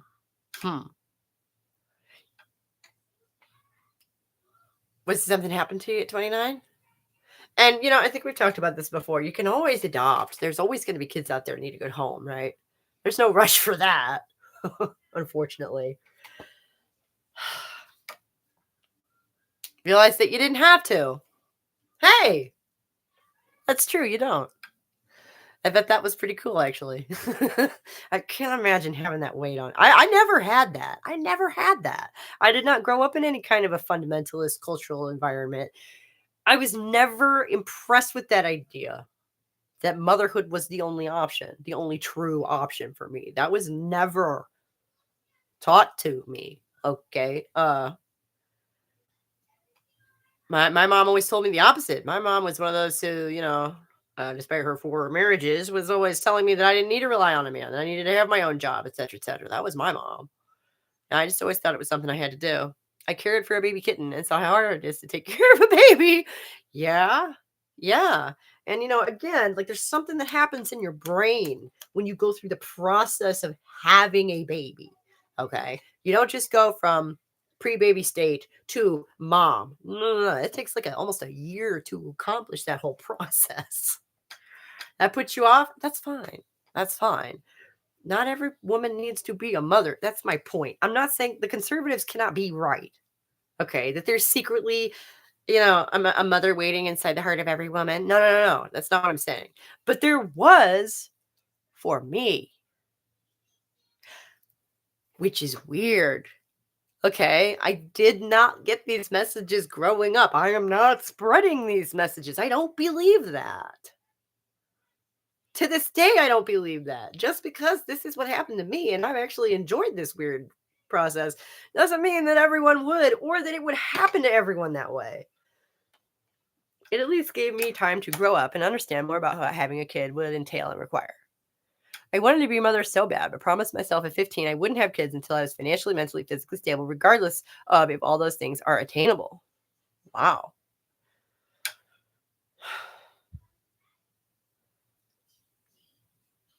That's really I think a very, I mean, I want to say mature. There's got to be a better word for it. Like a very rational position to take, especially at that age. Um, when, you feel so ready to be an adult, but you're not. My family's conservative religious, but I'm thankful I was raised with much more emphasis on education and achievement than you make babies. Right. There are even I've met, you know, people from more fundamental, backgrounds who even they, as girls, was emphasis, no, you go to school. You learn first, I saw the movie The Heart is Deceitful, which features a very unhealthy mother. Ah, I saw Mommy Dearest. Ugh. Some classic mother-daughter bullshit right there. Oh my god. Strangely enough, my relationship with my own mother is really not directly related. I mean, like I say, I had my first one kind of by accident, but it's actually really funny because she and I just don't have that much in common, I guess. I don't know. I approach a lot of this from a very different perspective. So, like, there are times when I don't even realize what she would do in a given situation until I recognize the scenario. Be like, oh, I'm on the other side of this now. Okay. Wow, my mom would be doing XYZ. I'm going to continue not doing any of that. Rocking, and just go on back about my business. Like, those scripts are in there. They're not active, I guess. I don't know. I also have just never felt the need to have a power struggle with my kid. I feel like it's insulting to the both of us because it's giving them the false impression that they have any say over anything, and it's me having a power struggle with a kid. So I just don't, which sounds stupid and simple, but like, so you either, I mean, kids are easy to distract, frankly. The trick is to avoid allowing yourself to become emotionally involved on the same level that they are. Right? You got to maintain your presence of mind because you have to be the one with the big boy pants on in the room. I don't think it's a religious movie. It's quite, I don't know. It has Marilyn Manson in it. Baby, I love you. Get out. Mama. Get out. Mom. What? Can I watch YouTube? What is your brother doing? He's in his room. Go tell him to come and talk to me because he's not supposed to be in his dang room. They're a decade apart. That's one thing I wish I could, maybe just squeeze them a little closer together so that it's a little more natural to have them just hang out. Whatever. Never mind, he's in the bathroom. He's in the bathroom. The 15-year-old boy is in the bathroom. Again. He always is. Yeah. Baby, go put on a YouTube video so your brother gets out of the bathroom, and then he'll come in here and complain at me about whatever it is that little Bud is about to put on the TV. Watch.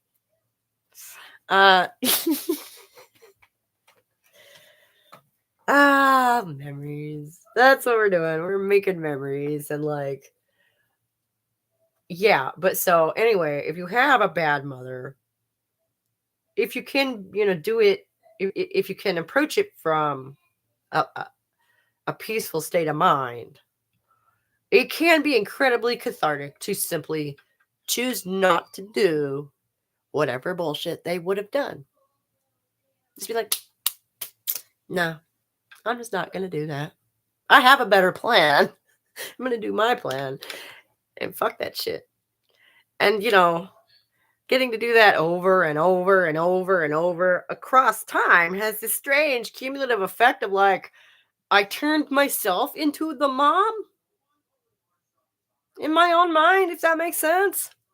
It's not something you can do once and have it really be effective. You have to do this over and over across time. Like I say, it's an exercise basically that you have to do repeatedly. But kind of like fake it till you make it, but like as the parent, you have the authority. The trick is wielding it, right? Uh and that for me was part of it was when my older one was little, like my mother was well mistreating him, frankly. And there were a couple of other reparenting your inner child, yeah, pretty much. Right. Me being a good cat mom isn't something I do once, but a constant thing I do. Right. Yeah, exactly.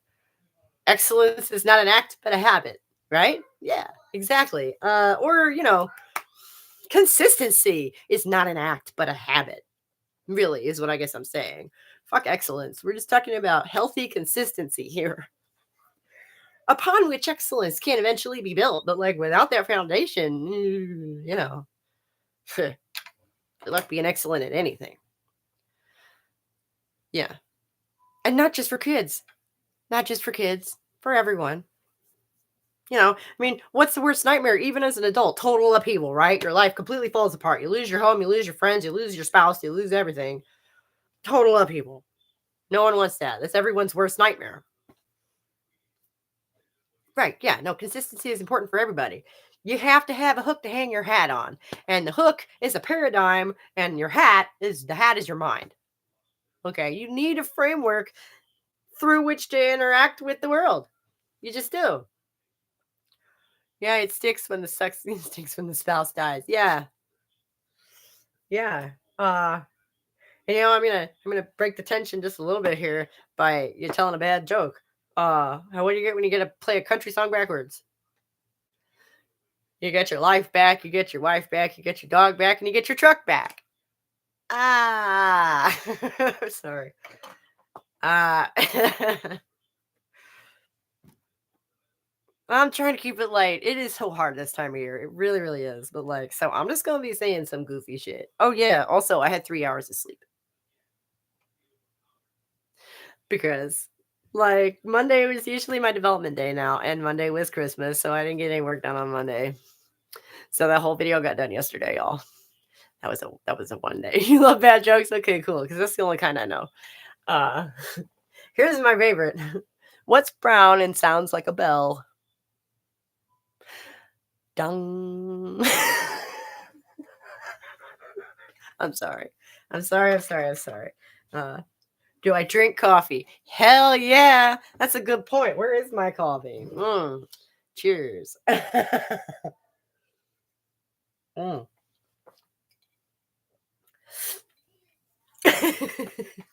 You love puns? Oh my god. Then we gotta be friends. Oh my god. Yeah. Cheers. Oh my god.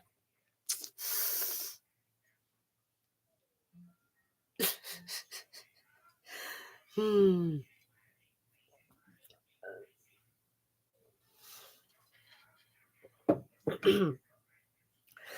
The thing is, I have like no mental Rolodex, really, for jokes. They're just kind of free floating in there. So that when somebody says, "Hey, tell me a joke," I'll be like,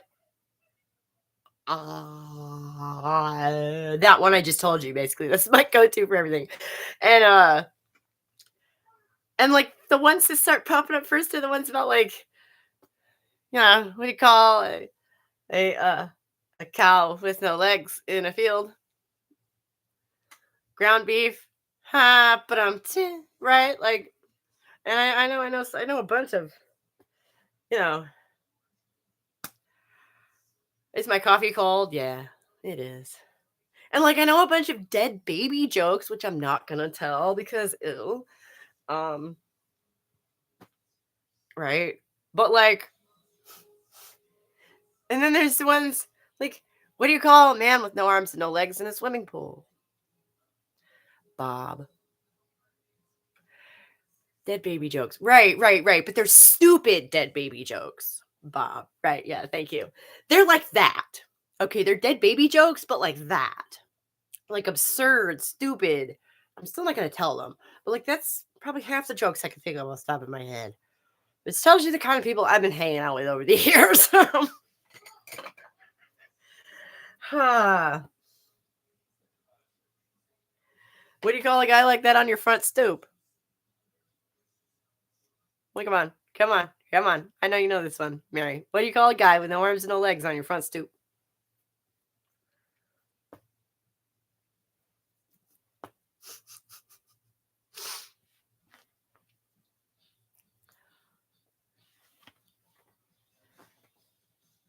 Matt.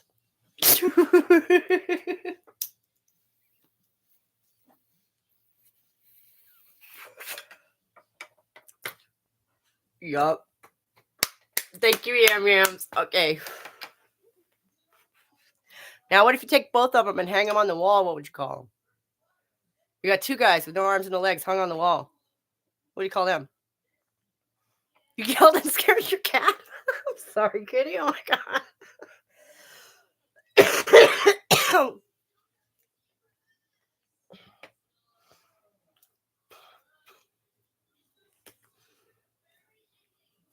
Come on. Anybody know what you call them if they're on the wall, both of them? And this is me. This is my lot here. This is the last one. Of the no arms and no legs men. But like, yeah, man, you know this one? Come on. The two armless, legless men on the wall. Built it up so much now it's gonna. Ooh, yeah, sorry, I skipped one. You're right. If you got one of them on the wall, his name is Art. If you got two of them, they're Kurt and Rod. Aren't they? Right? Art. I skipped Art. Thank you. Yeah. Kurt and Rod, yeah. For all I know, my dad may have written that one. I don't know.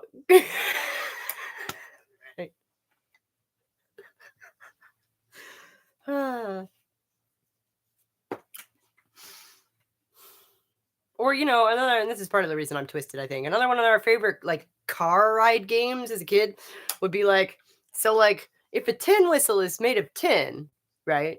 What's a foghorn made of? Right? And the stuff like that. Like, word games.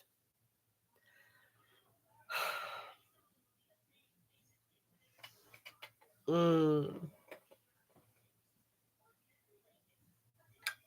yeah, I don't know. I feel like they encouraged us to go dark with it because I remember finger sandwiches and earrings and like, oh. It's funny the traces of stuff that starts bubbling up when you become an adult, whether you have kids or not, right?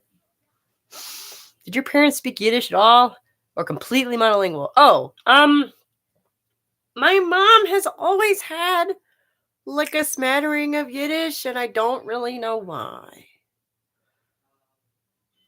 I genuinely do not know why that is. I picked up a lot of that from her, and then later on, like I say, when I was a teenager and later, we lived in Cleveland, and I did almost marry a Jewish guy, whose grandmother, no, it just decayed. Oh, want to hear a joke about radioactive isotopes? Sorry, it just decayed. Nice.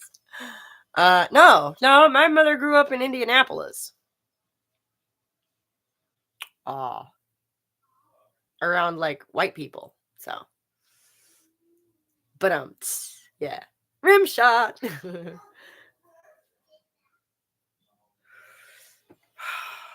Like somebody had a dog called Rimshot. Was that Ernest?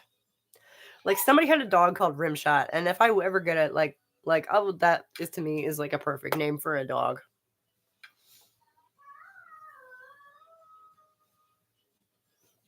How did she learn Yiddish? I do not know. That's what I'm saying. I genuinely don't know. And it's one of those things where she's always joked about she was Jewish in a past life, and like she's allergic to pork. She legitimately is allergic to pork. So, I don't know. And it's the kind of thing where, like, if you believe in past lives, maybe.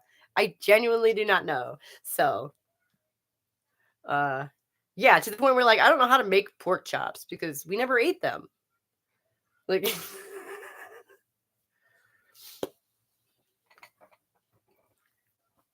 So, like, she has to keep kosher. It's really funny, right? Oh, and lactose intolerant, of course. So, yeah, like, she has to keep kosher. It's really funny. Um, I am a little Jewish. Yeah, right. But just like we just don't know where it came from, It's just whatever. Right, yeah. Like, but she's organically so, okay, because of like the demands of her own body. So, like, clearly one of the chosen people, right? Must be. I don't know. That's one of those weird little family, things. It's just always been a joke. She's a 5'9" tall headed woman. Like, she looks like me, but taller. We're not Jewish, like we're lucky to be Anglican, okay? Like chosen for dietary restrictions. Yeah. Well, obviously. You have to like no good deed goes unpunished, right? No nothing's no there's no such thing as a free lunch, right? If you're God's chosen people, well, you gotta jump through those hoops, right? I don't know.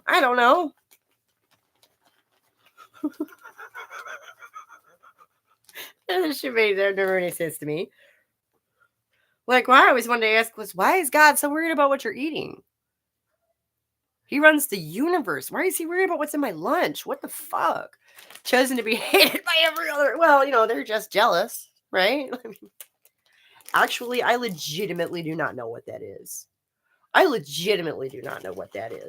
frankly, and like, this is what I thought. Like, people, like, you'll hear, like, sort of rumblings about the Jewish conspiracy. I thought that's what people were referring to. That thing where everyone hates them for some reason. I thought that's what that was. And it wasn't until I think I was in my 20s that I learned that, oh, no, the Jewish conspiracy is how they run the world. Like,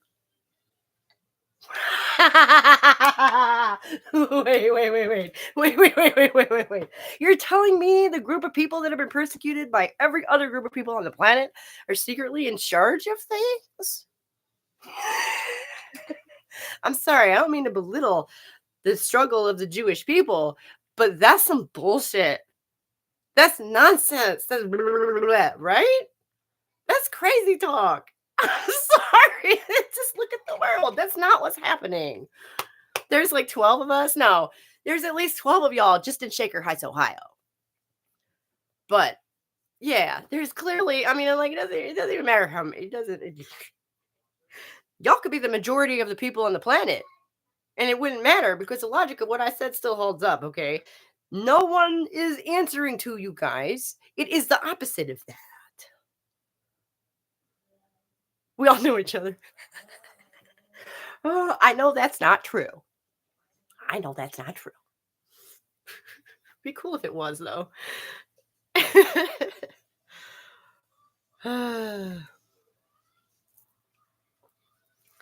But yeah, so the idea that, like, I literally thought that the Jewish conspiracy was how everybody hates them for some reason. And then come to find out that the reason, at the end of the day, traditionally speaking, is because they killed Jesus. No, they fucking didn't, you idiots. The Romans did. What is wrong with you? It says so in the story. Like, you learned that in Sunday school. The Romans fucking killed Jesus. What the fuck? And here's the weird thing. Like, they don't tell you in Sunday school that Jesus was a Jew. That's the fun thing about Sunday school is you can get all the way through it without ever hearing about Jews at all. Isn't that fun? I had a man at Wawa tell me how Jews killed Jesus. Jews only told on him. Like, okay. Which was also supposed to be part of the prophecy. So what do y'all want? Right? Like, do you want to fulfill your prophecy or do you want your happy savior to not get executed? You can't have both. It's a death cult. He has to die. I'm not sorry. That's the story. It even calls him king of the Jews in the Bible. Yeah, but like, they don't read the Bible in Sunday school unless you went to a very different church than I did. Like, the Bible makes it explicit. Sunday school does not. Oh, right, so he's king of the Jews, so, like, they're his people. I see what you're saying, I think, right? That's what that is. Right, so, like, I mean, I guess that maybe you can still be mad at them if we thought that they were responsible for his death. However, if he was one, yeah, that really kinda makes the whole racism against them even more stupid, doesn't it? Like, your savior was one of those people you hate. That's dumb. All I remember about Sunday school is what the room looked like. See, I'm a nerd, and I'm just the kind of person who was sitting there listening to these stories just going, "Uh-huh, okay. Wait, what? Wait a minute. Wait." And, like, I literally would miss the whole second half of, like, a story because I would get caught on a detail, and, like, my mind would go off trying to figure out how the fuck this was possible or what the fuck that was about, you know?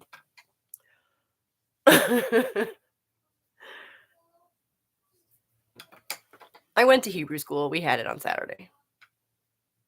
Yeah, yeah. I have seen many a Hebrew school attendee. I did not go to one. But again, I'm from the east side of Cleveland. So, like, we used to have to sit on, oh, not Lee Road. What was it? On Taylor Road? I want to say it is. Outside of that Jewish school and wait for them to get in because this place has no parking lot. The other kids were so mean to me. Oh. The other Hebrew kids were mean to you? Well, kids are shitty. And, like, the thing, like, the red hair that all adults seem to think is, like, the miraculous thing that must make my life so much nicer and more amazing and whatever. I have magic powers or some shit, I don't know. It's the one thing that got me murked, for torment as a kid. Like, that was the one thing I always heard about. To the point where, like, I just don't even like it if somebody wants to call me red because that's an insult to me, even though I know it's literally just the color. So, yeah, I don't know. I guess what I'm saying is love Ohio. Don't anger the redhead. Right, yeah. No, I mean, stereotypes are funny like that in that they're only as true as they are useful, right? It's not that they needed to, like, treat me kindly and make sure that I didn't get upset or anything like that. It was that if I ever did become upset about anything, it's like, "Oh my god, the redhead's mad. Look at that." I don't know, it's like if an Irish guy started singing or something. I don't know. It's like, "Oh my god, the Irishman is singing." Like, it's patronizing as all shit, and it's impossible to actually be seen as a human being, by, like, people I have known for years sometimes. So, yeah, if anybody ever wonders why exactly this is the way it is right now, it's because I'm running a little social experiment wherein I want to be a human being for a while and see how that goes. Because redheads are like a special fucking category of person. And this is gonna sound dramatic, but it's like one of the last great prejudices, I swear to God, that's unaddressed in society.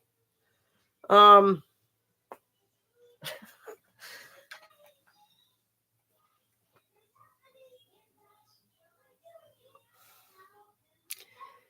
do you feel different emotions when you look at yourself with black hair versus red? For example, I dyed my hair blue. It made me sad. Yes, but not like that. I wouldn't be annoyed if y'all would just stop talking about my hair. Right? Yeah. Yeah. Yeah. Exactly. Exactly. What does my hair have to do with my emotional state? Nothing.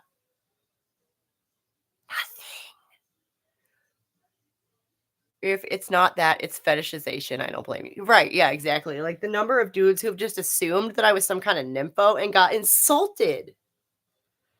That I did not want to accept their proposition then and there. Oh, I love redheads. That's nice. That's not why I got up today. What do you want? Do you want to, like, talk to me? I am a person, not a, oh, yeah. Needless to say, I could just go on and on about that one. When I dyed my hair bright pink or red, the colors gave me anxiety. The men are so weird about it. Okay, yes, but also redheaded men have their own weirdness that they deal with that is separate from redheaded women. separate enough that I didn't even know about a lot of these stereotypes until my dad started talking to me about it one day. Redheaded men are stupid and clumsy. Uh, I didn't know if you know that, but we're aware. But that's the stereotype: is red and sexless.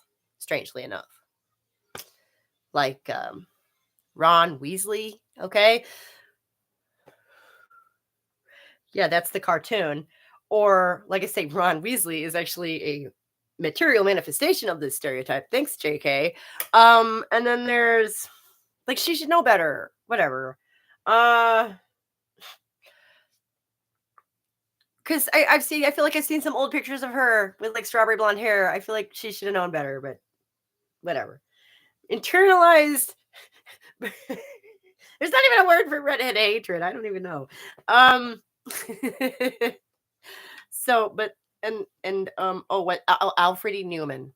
I don't know if anybody knows that name, but Mad Magazine. My friend's son Justice has red hair, and he's so adorable. Right? Yeah.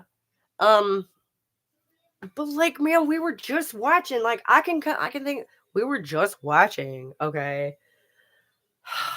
a movie that claims in certain ways to challenge like physical stereotypes is Megamind. If anybody's ever seen that one, it's one of my husband's favorites. It's about a decade old at this point. It's pretty good as those ones go. It's the only one of the 3D kind of woo woo woo, you know. Lots of shit going on, lots of banter, you know. But it's got a good cast. So it's Will Ferrell, Tina Fey, and Brad Pitt, which like I see why he doesn't do a lot of voiceovers. He was really kind of milk toast. Like, you phoning it in, buddy? What's going on? Like, I saw you in 12 Monkeys. I know you can act. But anyway, Megamind is, you know, it's challenging the stereotype of like the heroic god type versus the evil villain type versus, you know, and then the douchebag that they accidentally give the superpowers to turns into a villain, has red hair. And I'm like, are you serious with this? He's the only redhead in the fucking movie. Y'all are being so lazy right now. I thought we were challenging physical stereotypes. Man, fuck me. I guess, right? But not that one. Meanwhile, my little boy with flaming red hair is sitting there watching this, just taking it in. He's not paying any fucking attention to who has what fucking hair color, I guarantee you, but it's the kind of thing that just kind of filters in there. I know it does. Yeah, Megamind. It came out, I think, the same year as Despicable Me and was completely overshadowed by it, but it is a significantly better film. If you've seen Despicable Me, I don't know, with the super little yellow pill people. Does your 15-year-old have red hair too? No. No, I've had people tell me that he does. There are red highlights in it, you know, but his is more of a mousy, kind of a sandy blonde. Which, you know, nope, haven't seen that well. And like, I just saw Megamind the other day. Megamind was more memorable and funny, right? Yeah, it's the better of the two movies, but they came out like I want to say the same summer or something, and like, man, fuck the Minions. That's all I have to say. God damn, those things are so annoying, and they totally just somehow managed to overshadow the marketing of the other movie. At least that's my recollection of it. Stupid yellow motherfuckers. Anyway. Oh my god, we're at almost 2 hours? Holy shit. Right, yeah. I'm not gonna say they are not endearing or like, man, if you're really stoned, they're funny as shit. Okay, but if I had to choose a movie to sit through and like enjoy as a film, I'm gonna do the one that's all in language, like in English or any language, frankly. Right, because minions don't actually speak anything. They just kind of me. Now that I think about it, Poison Ivy is a crazy redhead villain, and I think she's great, so maybe I shouldn't complain. Well, I'm right. And like, I'm not saying let's make no villains redheaded at all, ever, you know. You may not use aesthetics artistically in literature or film. I'm not saying that. No, it's a combination of language the minions speak. Oh, well, whatever. It's gibberish, and they don't like give them subtitles. So like, their whole scenes just between these little bouncy yellow idiots, and I'm like, this is a movie. This is someone got paid to do this. Why? And they just kept making more of them, but whatever. The state of modern cinema is not why we're here. And then the Minion lovers always come out. Oh, I love you guys. This is fun. Oh. Hang on. Oh my god. Oh. Woo! Sorry, honey. I'll put your rocks back up in a minute. Eh? My mother made these. She made a bunch of them one year. Like, I've been down in the trenches with the fucking kids' movies. So burn it!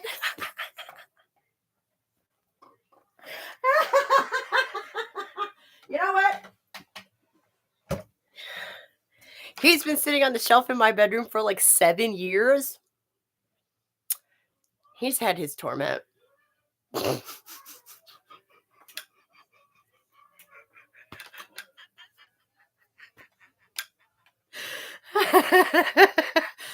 Ah.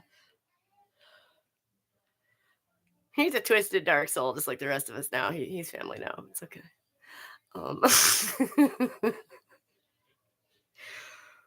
But I'm just saying, like, I did my time with the fucking Minions, okay? My mom loves those stupid things. Ugh. And some people just think they're adorable, and that's fine. They're not great dialogue writing, is really all I'm saying.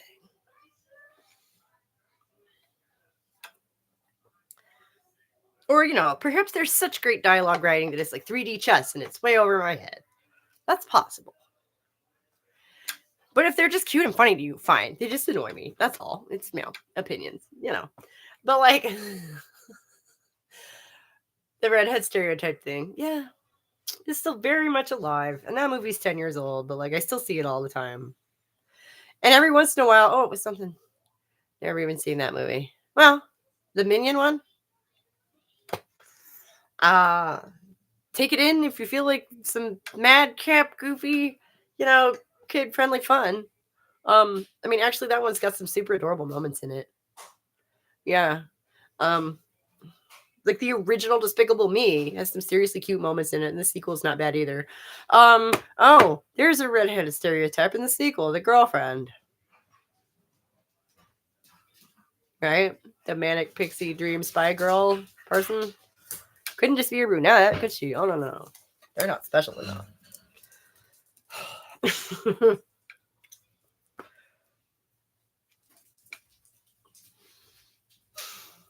Or, like, you want to talk about something that makes me just mentally just nope right out of a film, is that thing where the male character, like, zooms in super hard on the female character and, is, like, instantly in love with her, and I'm like, I'm done. That's not writing. That's not romance. That's bullshit. And it's really sexist and stupid, and, like, imagine being a dude watching that. I've spent far too much time in my life imagining being a dude. Imagine being a dude watching that. You think that, so then that's you. You're relating to that. You think that's how you're supposed to love people. Oh my God. Ugh. Oh, my nose itches. Oh. It's seriously 2:00. I cannot believe it's 2:00 already, y'all. This time flew by. This has been fun. I should go. If only because I know I have a bunch of other stuff I'm supposed to be doing. I can't think what it is, but know that there is stuff. Momly stuff, probably. Just got out of work. Oh no! And I was just saying I gotta go. And then they grow up thinking that's acceptable. Right. Yeah, exactly. And I've seen this same bit portrayed so many times, and it's just the shorthand. It's shorthand, is what it is. It's storytelling shorthand, and it's lazy writing. I had a guy say, I want you within the first conversation, and now I know that's a huge red flag, and I'd excommunicate them. Yeah. Yeah.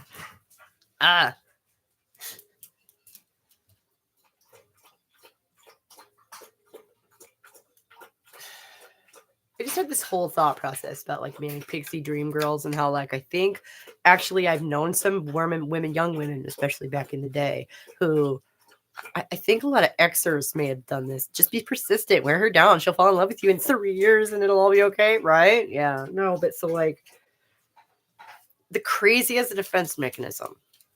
Does that ring a bell for anybody? Where it's like you kind of let your freak flag fly a little extra high to like scare off any of the guys who might not be serious. Does that make any sense? And then like they found a way to defang that with the manic pixie dream girl. You know, it's like they found a way to turn it around and make it work for them. Almost. Does that make any sense? I'm just sort of spitballing here.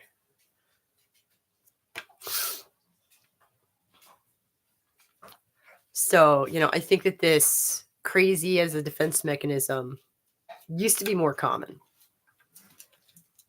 And then it's like they've sort of managed to twist it around on us. So, like, we can't even just do that anymore. You can't even, like, be a little extra loud and scare off the weaklings. You know, like, you can't even do that anymore. They're just like, oh, maybe you'll fulfill my dreams anyway. You know, it's like, what? No. Like, they created a type for it, you know? In this arms race of psychosexual drama. I don't know. Oh my God. That's all I can ask. Thank you so much. Yeah, I need to get off of here because I'm so tired. I'm about to start saying shit. I don't want to do that. I don't really want to do that. But,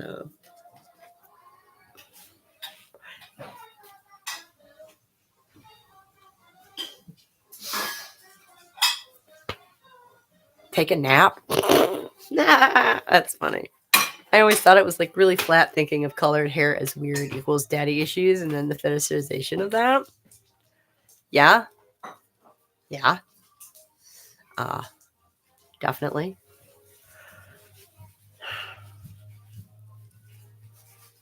And you really want to do yellow hair. That's like right next to a natural shade, right? I feel like not a lot of people do that. I feel like you'd have to have just the right skin tone. Like I feel like I don't. You know what I'm saying? Like I don't think that would look good on yours truly, but if you had the right skin tone, it could probably be really amazing looking. I don't know what the right skin tone would be.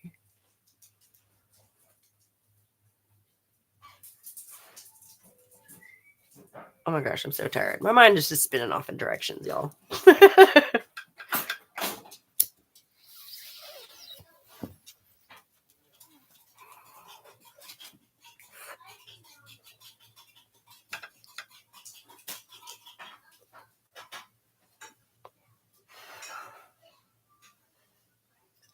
Yellow and turquoise ones? Ooh.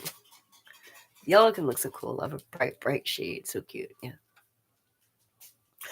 Oh my gosh, my favorite right now, and this is so awful, but like the thing I like this, the super pale, like or really soft, like pastel cotton candy shades. Oh my god, so cute. If I was 20 and wealthy, my hair would be like cotton candy pink. Oh my god. Yeah, worried to get the yellow wrong. I have done bright orange, so I love that. Ooh. Like Lilu in the Fifth Element. That can look really, really, yeah. And see, that's like a color that to me, I would like. Orange is just for whatever reason, like the last color I go for. A pastel gray purple. Yes, yes. So your hair looks like a cloud in a storybook or something. I don't know. It's like some cute shit that probably looks like abysmal after it's grown out for a month and like it's flat because you haven't washed it and shit. But yeah, yellow and turquoise is a really good that's a really fun combination. Now the combo hair. personally would make me really nervous. Unless it was like a pastel pink and purple together, where it's basically 2 shades of the same color. But yellow and turquoise, like, wow, that's brave. And I'm not even being patronizing. Like, I'm not even joking. Like, really, I would be trying to talk myself out of that constantly. Be like, oh my god, this is gonna be so. I don't know. It's a lot. Wanted to do that cruel little too. Ooh, yeah. I got a super dark hair, hard to bleach nicely. You want to talk about another thing they never tell you about red hair? Science time. The molecule for the color red is bigger than all the rest of them, so it is harder to get out and harder to put in. I look forward to mine turning all white. I'm going to let it go long and do all kinds of color in it. Ooh, yeah. My stepmom was a hairdresser. Honestly, I might have had it in elementary school. I have never dyed my hair. Well, yeah, I could have said the same thing till I was 20. It's sort of, if it ain't broke, don't fix it. Or at least it was for me. All the old women in my mom's village have short hair colored all splotches of bright. Yeah. I've seen a lot of that. I don't know. I really hope that when I get older, I don't do the wedge cut thing. Like, I get why they do it. I just don't. I don't know. I don't like it. The wedge cut, where it's like super short up against the back of the head and like longer on the top.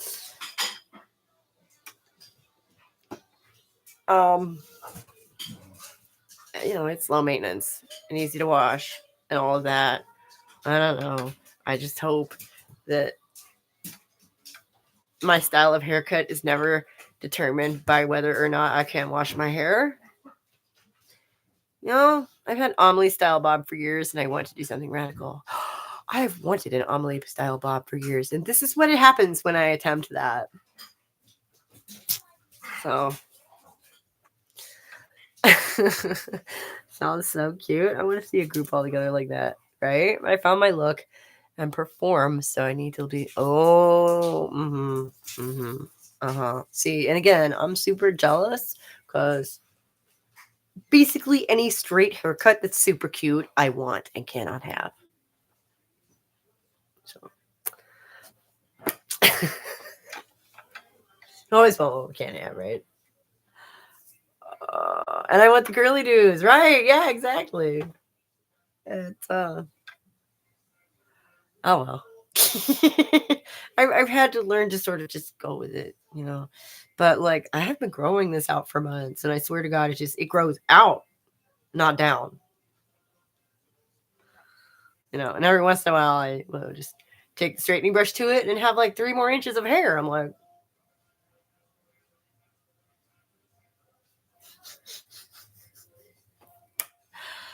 oh. I don't know, you guys. I'm going to try some henna this week. Wish me luck. No, I have not. And do you want to see why?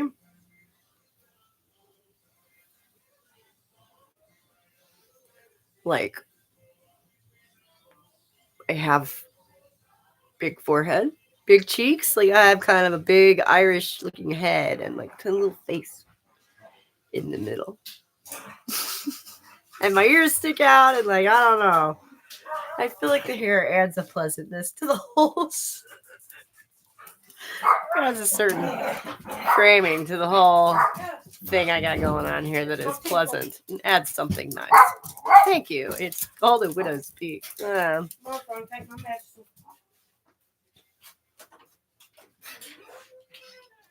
got a big widow's peak too?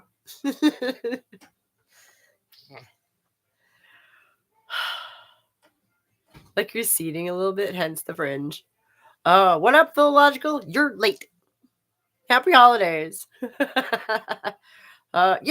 Somebody was saying something like a while back. Some hater was trying to tell me I had a receding hairline and was like trying to say that I looked mannish and had like thinning hair. And I'm like,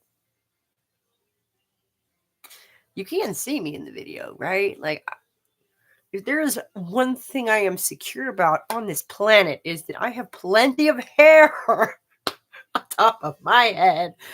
Oh. So, it's like swing and a miss. Isn't it hilarious when people try and like insult you and say something that, sounds very insulting? It would be. Probably many people who aren't you. But for whatever reason, they've just missed you entirely.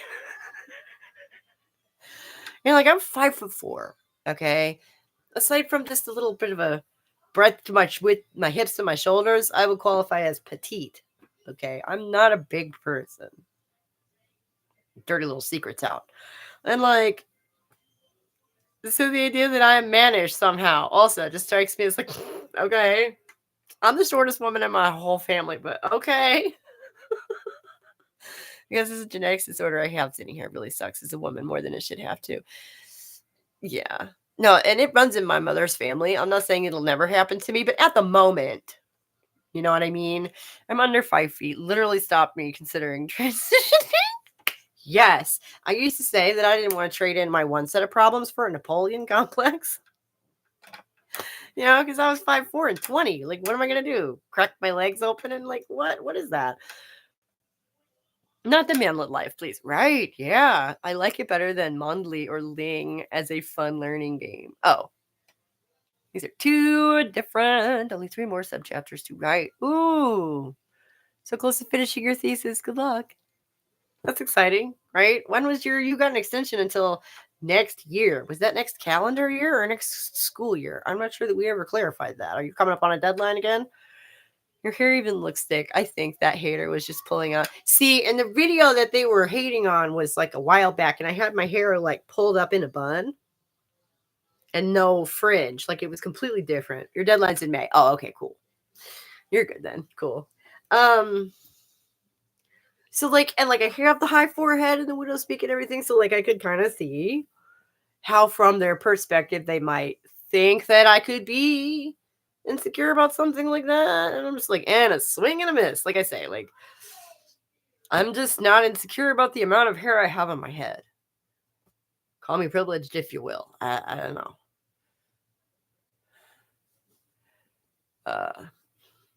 But yeah, being less than 5.5 feet tall definitely made me reconsider any idea of ever like actually trying to become a like live as a man ever, because like that's gonna fly. Like I hear short men have their own problems. It kind of sounded a lot like what I was dealing with anyway. I'm like, it's stupid. I'm gonna go the long way around to deal with the same bullshit. No, thank you. No, thank you. In addition to having to prove my manhood every day. No. I always want to call women mannish in some way. Obsessed with gender much? Right. Well, and see, like, that's a classic insult to a woman is to call her mannish. But for a straight man to say that, he's calling you ugly. He's saying you are unattractive, which is supposed to be the ultimate insult to a woman. You're not attractive. You're not fuckable. Right. That's supposed to be that's what it all comes back to. You are undesirable as a woman. That's what it all comes back to. That's what all those insults come back to. And the thing about that is, I've been married for over 8 years. I have kids. I am not worried about whether I am attractive in that way. That doesn't concern me. Like at any given moment at all. So, you don't want to fuck me? Oh, no. How shall I go off? Right.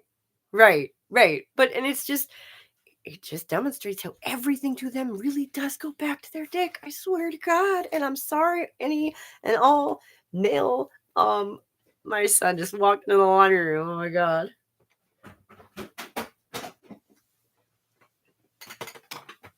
I'm sorry, y'all. I can't finish the sentence now.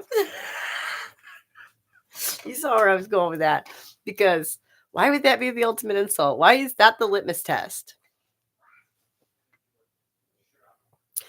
When they reach down into their pit of their dark little hearts to find the heart, the sharpest thing to fling at you, why is that the thing they pick?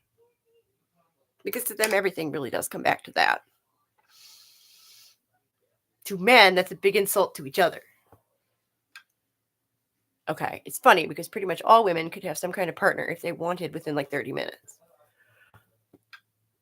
I guess. I've never tested that out, but I've never had to, so maybe that's a case in point. I don't know. Not a good one, though. Yam yams. I tried that and quickly realized that's worthless. Oh. Okay, I'm confused. So it's funny because pretty much all women could have some kind of partner if they wanted within like 30 minutes, and that's worthless. As in, they don't value it so much because it is plentiful, which, like, plausible. To men, that's a big insult to each other. Right. Really,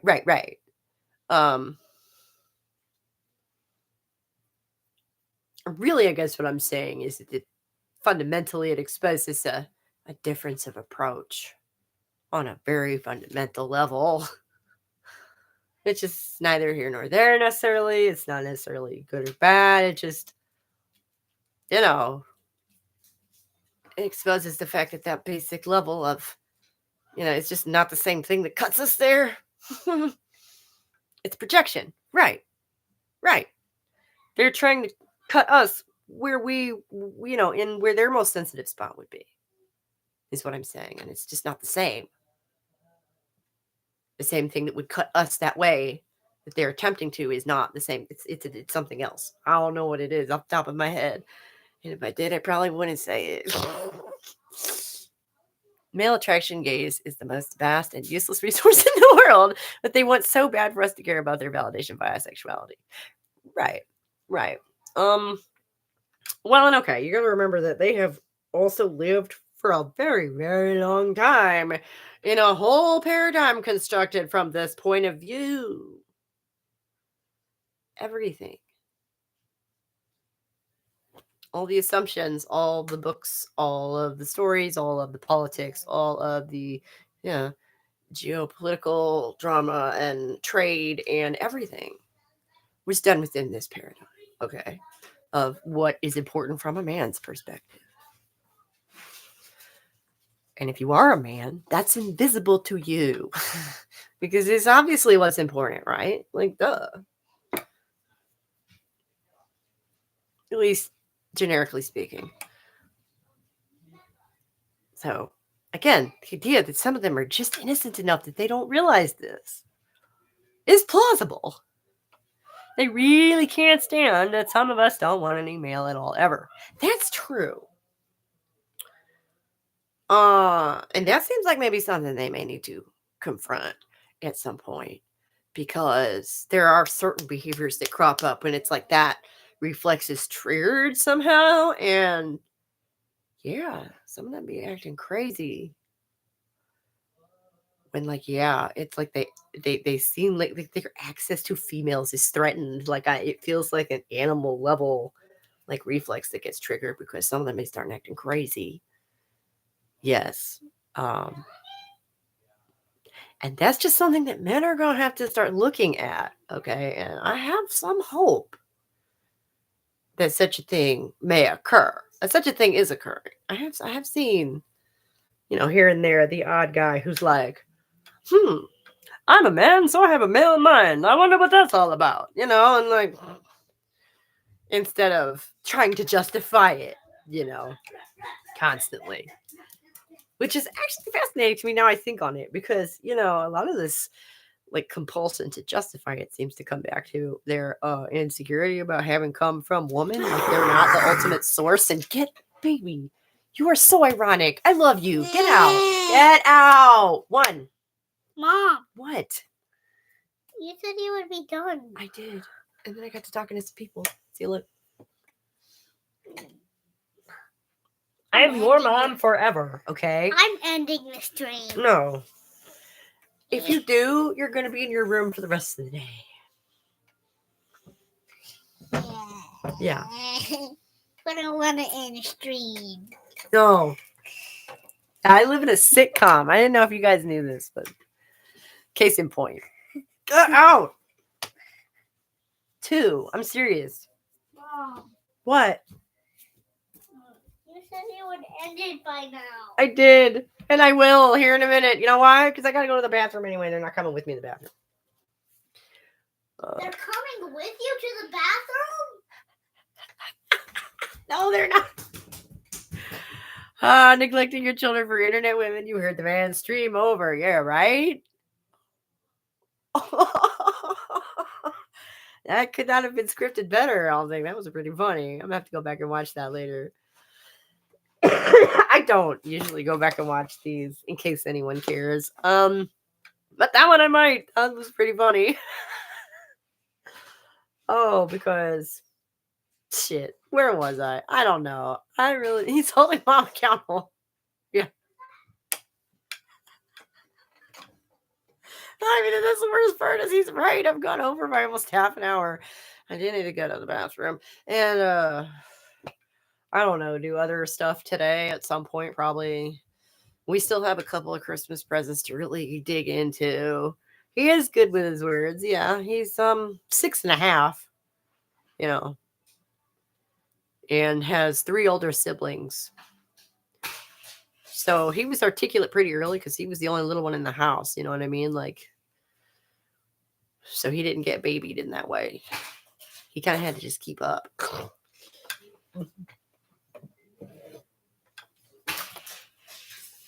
Well, and I just don't do baby talk anyway because,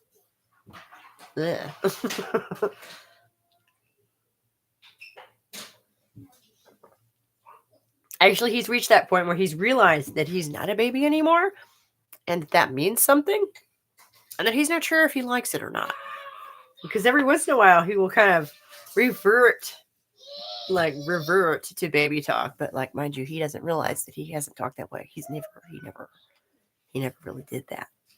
So it does not have it all the desired effect on me. You know, I don't go, oh, baby, baby. Like, no, I'm like, what? Stop that. You know?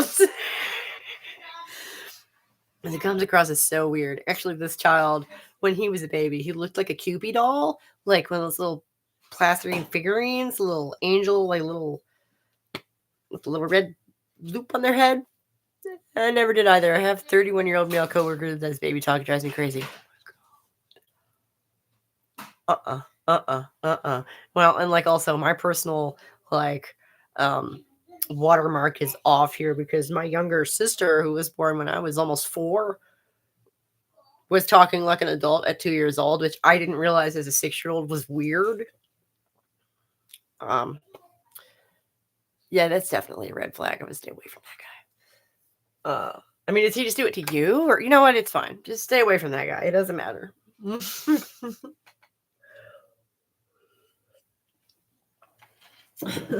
Like I say, we were listening to Tina Fey talk all afternoon yesterday, and Megamind, so now I'm like on a Tina Fey kick now. Deal breaker! He only does it when he asks a manager a personal question. Is it a female manager? Or is it any manager? Like, either way, that would seem to me to be like almost a fawning thing where, like, okay. But if it's only females in positions of authority, you know, like that would almost seem to be me to be like a fawning response, like a rolling over to show you their belly almost, like not dating material. I'm not excusing it. I'm not saying it's not weird. I'm trying to come up with a like that's really specific, I guess. Is why it feels like it needs an explanation. I don't know. It almost seems to indicate something. Maybe I just think like that. I don't know. That's weird. Right, yeah. He's also on the spectrum? Oh, well then yeah. Well then yeah. I would say that's almost definitely a fawning response. He doesn't know what the fuck to do with a woman in a position of authority. Is what I would say. Mommy issues? Yeah, probably. That would be part of why he doesn't know how to deal with a woman in a position of authority. But on the bright side, he's not approaching her aggressively. So that's a step in the right direction. Thanks.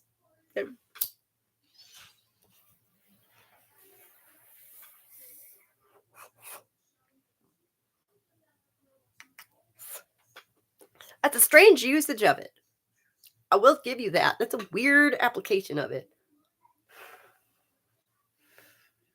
Because a lot of times when a guy talks like that to a woman, it's because he's trying to talk down to her, like kind of make her his baby, if you know what I'm saying. But that's so specific that to me it becomes something different entirely. This is probably how I was able to talk my way out of getting murdered in downtown Cincinnati 20 years ago or whatever the fuck that was. Yeah, I don't know. I just have this way of looking at stuff and going, I see what that is. Weird. You know, I hate baby voice. I've seen a couple of short vids where they use it and I instantly skip. If you're a grown ass adult, talk that way. Like, yeah. And again, like to my experience, my sons, my little sister, like, I just haven't really known any kids that talk that way. In my personal experience, the only people who talk like that are adults who are being weird. Okay. Neurodivergence changes the impression for me a bit. Right. Well, just like I say, if it's only female managers out of jobs, like, that's so specific. It's almost got to be something else, you know? And then, yeah, if he's on the spectrum, well, then, yeah, that's definitely some kind of coping mechanism, some kind of interpersonal thing that he's worked out for himself. It is very specific. And it's an odd application for something like that. Because there's not any hope of any kind of sexual domination or any kind of romantic connection or any kind of dating scenario going on at all. Right? And he actually finds himself in the weaker position there. Right? I gotta go, but lovely to pop in and say hi. Lovely to see you, Joan. Good luck with the yellow hair. Let us know if you ever get to do that. This sounds fun. But yeah, so that's an odd application of that, though, of baby talk. But so, yeah, to me, like I've said, like it seems like he's already in the subservient position. So that to me just seems like laying it on thicker. Like, yes, I am subservient. I am the baby. You know what I'm saying? Like, which is weird. And I would not date that guy. But like I say, at least he's not, seems harmless, I guess. Yeah. That's how I'm reading, how that's coming across to me based on the very specific scenario there. Shoot, did I miss my calling? Should I have been like some sort of call-in like psychologist or something? Like, ooh, Frasier, right? I should have been Frasier. Oh, it's kind of what we just did, right? Like, you told me a thing and I psychoanalyzed it. This is fun. How many hundreds of dollars an hour do people get paid for that shit? I don't even want to think about it. It's okay. I'd have to go get like, you're rewatching Frasier? Is it any good? Because like I remember it being decent. I heard the new one was really bad and I didn't hear why, and I don't care enough to go and find out. But like, Kelsey Grammer has always confused me, and like that character confused me. Like, why give him the spinoff? What the fuck is that?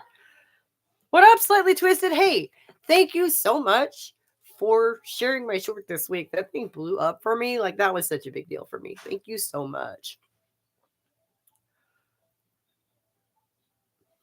There's this adult who decoys this little girl to catch child predators and phone calls, and she'll talk in this high, girly baby voice outside of it too, talking to her viewers. Kind of weird. Yeah, that's definitely weird. Merry Christmas. That was a little bit shifting without clutching there, but Merry Christmas.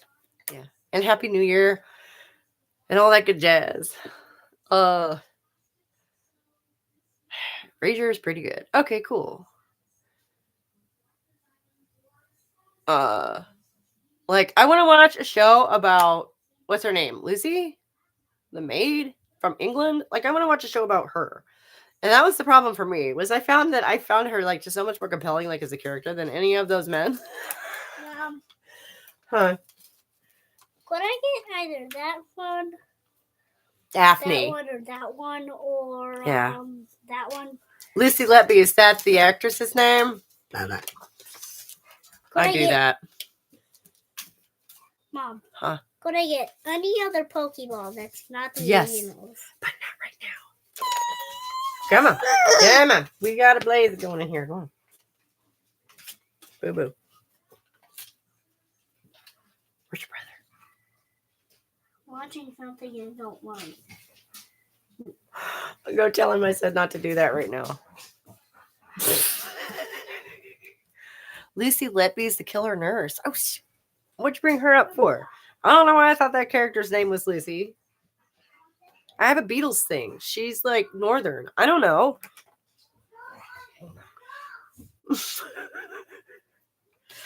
Make it that. I don't know. I wasn't going to call her Daphne, though, because I knew someone called Daphne who was basically the antithesis of that sweet, funny, caring soul in that show. So, yeah, to me, that's an insult to that character to call her that. But, yeah. So, oh my goodness, what were we talking about? We were talking about something. Oh, yeah. The guy with the baby talk who is probably fawning to his managers because he's on the spectrum. Yeah, that was fun. I missed my calling because I should have been Frasier. That's how we got there. Yeah, right. Okay. And we're back. Where's my coffee? Ooh.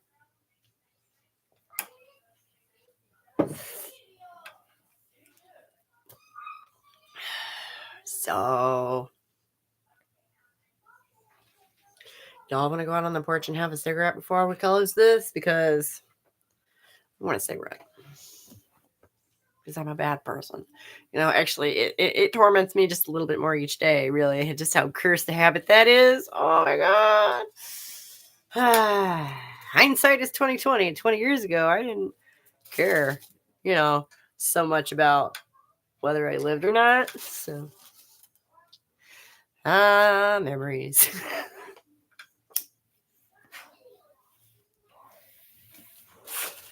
Did y'all hear me say I was going to go outside? Look at this. They're back. And he's back. You know what? I did just do this, and then he walked back in the room. What is it? I want to know when we need to turn the video off. Go tell your brother to put on something you can both enjoy while I close up this live stream here for a few minutes, okay? Tell him I am almost done. Just entertain yourself for another 10 or 15 minutes. 10 or 15? Don't you think that's a lot? Well, slightly. This is mine. Mine. You can go ahead and take that. Play with it. I can't use it anymore anyway. Why? Because I got a new phone, and now it doesn't connect to it anymore. I have to get another adapter. Isn't that fun?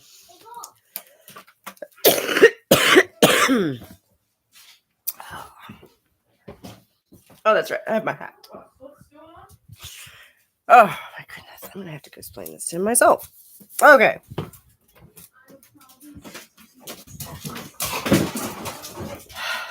I'm going to take the dogs outside in a minute. Can you please put on something to entertain the both of you while I wrap this up? All right. What's with the microphone? He can play with it because it doesn't fit my new phone anyway. Oh. And it's a solid state thing that's not doing anything unless it's plugged into power anyway. So, yeah. Yeah, look at that. The light comes on. It's No.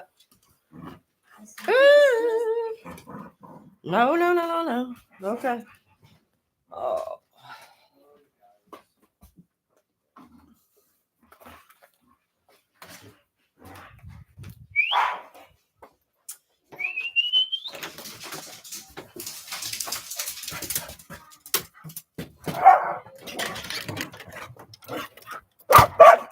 I got you. Nicotine is the devil. I've quit so many times. Using those mini lozenges right now. Not great, probably, but they are keeping me off the cigs. Right on. And I hope I don't hurt, your streak by doing this on camera. Sometimes I honestly do feel bad about doing this on camera because I legit know how triggering it can be, for lack of a better term. That's literally the term, though.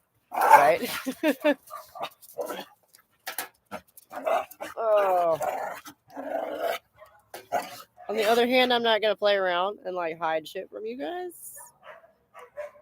I mean, not shit like this. Like God knows I have my own personal, private life, but like that's different.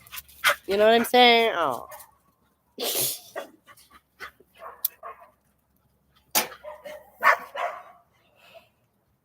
Where like there's oversharing, but then I smoke cigarettes. Ooh, like I feel like there's a pretty bright gulf there actually. Haha, no, it's okay. If I would, I just wouldn't watch. If it would, I just wouldn't watch. Right on. I gave me an excuse to put my killer hat back on.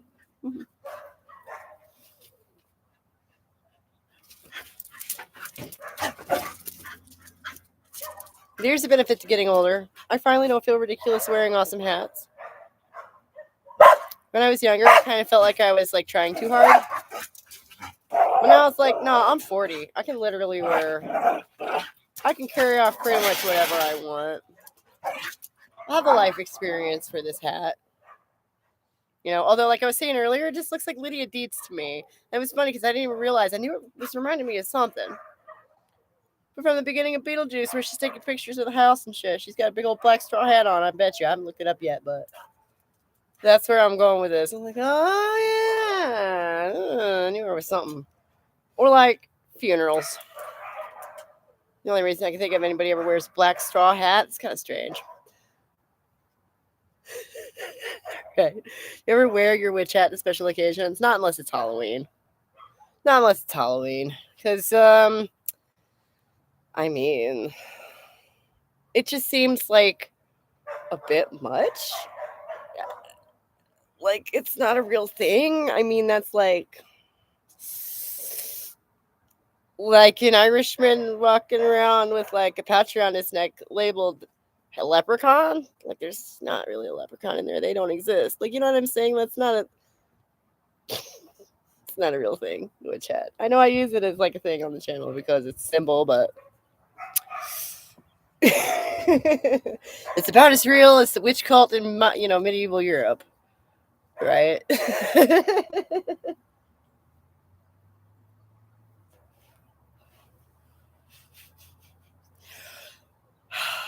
That's been fun though, to realize that not only is apparently out in the popular zeitgeist right now this idea that like the persecution of pagans by Rome in like the 4th and 5th centuries is being conflated with the witch hunts of the Enlightenment period 1,000 years later. Which like, I'm going to say this for the thousandth time. The witch trials were conducted by the state, not the church. So let's get that straight for one thing. Secondly, these were two distinct cultural movements, distinct by centuries. Okay, and in between, there was this period known as the Middle Ages, when Europe was Catholic. All of it. It was completely different church even. Yeah. 1,000 years after 1,000 years, yes, things had changed. It was really kind of the problem, right? The Reformation and all that jazz. Yeah. But so not only have I noticed that this is going around, but young people who claim to be holders of PhDs in such fields, such topics from academia are saying these things. Not just Dr. Puka. I've seen other people say shit like this. And not only is this really weird and concerning, it's even more weird and concerning because these young people, that I'm seeing out here, they're all about the same age, mid-20s, right? And they didn't all go to the same school. Some of them didn't go to any school. Some people are just amateur historians, which is great. That's what I do. But like, I'm old enough. I got half the shit I know from a book at the library. Also, 100 Years' War and Protestants really got really into right? Oh. To be fair, the Catholic Church did also persecute witches, but the North American witch trials were a Protestant thing. Ooh, that's a good point. Because there weren't really any Catholics over here then, were they? Were there? Also, 100 Years' War and Protestants really got into the spirit. You're right, yeah. Right, yeah. Now the Catholics and the Protestants were going back and forth with one another, and there just were not any witches there.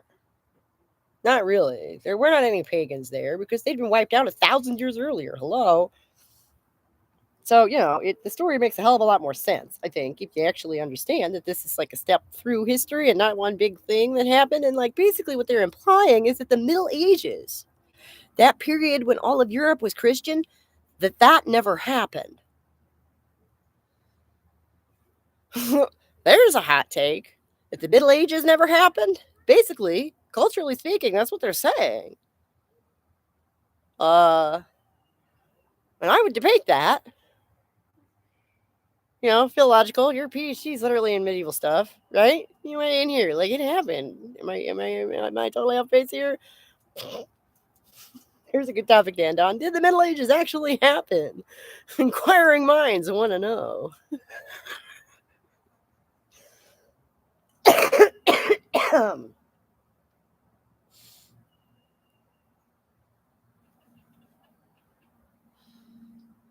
And there might not be a whole lot of collected literature from this period because one of the main things about it, my understanding, is that most people could not read or write.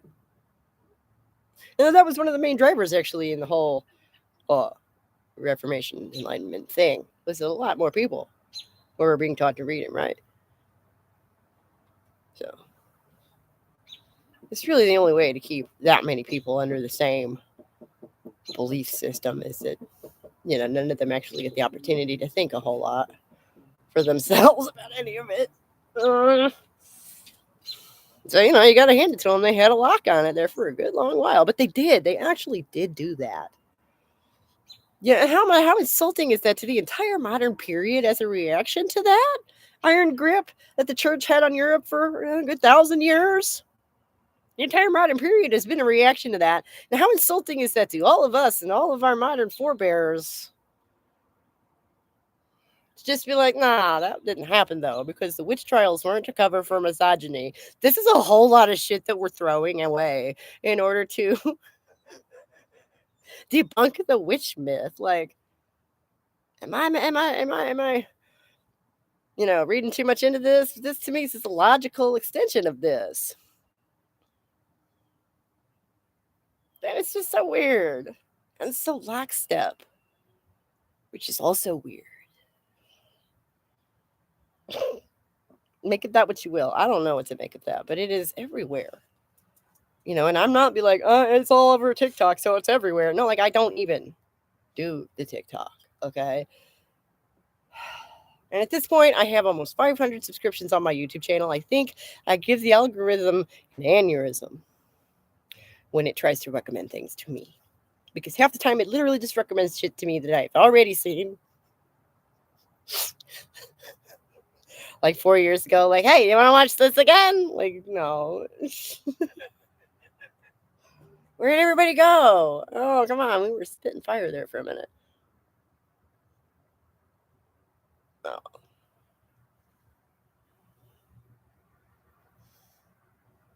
Did my connection get interrupted? That's plausible.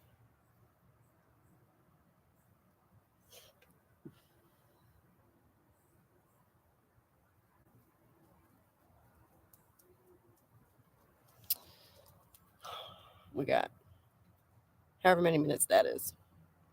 And then seriously, I got to go. We're going on 3 hours. It's been a while since we had one this long, you guys. It's been fun. Thanks. And thank you so much for all the support on the channel. Seriously. I really do think that this is an important little nugget, the kernel that we're working on here. I really, really do. For just feminist philosophy and feminist thought in general. It's only because I saw that young woman in this week's video comment. I saw her comment like 3 years ago when this started, before this was happening to her. Like, I've been saying this for years, that if the left is mistreating all these young people so terribly, a lot of them are probably going to eventually, pull away from that. And the conservatives are going to be waiting for them with open arms, baby. We don't want that. That's bad. We should counter that actively. Okay. I'm not a fucking mastermind, you know, but to know how exactly we should go about that. But I've been trying to draw people's attention to this for years. And this young woman was saying exactly the kind of shit that I've been afraid I would hear from someone like her. She is in age right in between my two older two that we have. Limit. She's 16. They're 17 and 15. Okay. So I, I, I immediately felt for this girl, and oh my god, yes, 200%. I'm almost at 1,000, right? Yeah, I know. It's been a heck of a. It's been a great, week, and I'm so excited for this year. It's gonna be great. We're gonna have fun. Oh my god, yes, 200%. Thank you. Yep. Sometimes I don't know what to do. Both sides are so misogynistic. Yeah, I'm like, it's a false dichotomy anyway because there's just too damn much overlap. At the end of the day, I've been watching this stupid tug of war for too damn long not to notice that shit.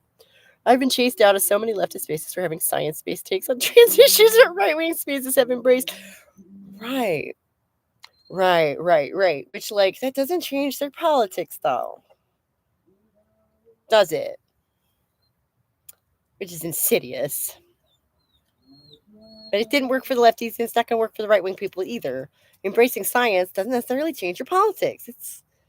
It is kind of like religion in that way, because you can embrace a religion and have you not actually really change a whole lot about the way you approach the world, right? I think we all know the born again person who really didn't change all that much. He said, no, they talk about Jesus all the time. So it's like that.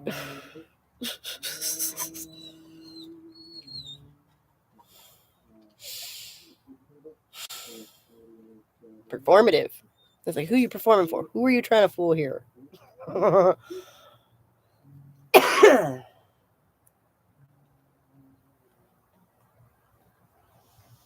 well. You guys, this is so much fun. I could go on doing this for another hour. Partly because I'm finally feeling better, but like also partly because I'm totally losing track of time because I'm spacey. So I need sleep.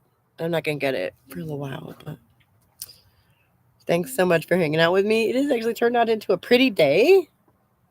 So, maybe I'll take those kids outside.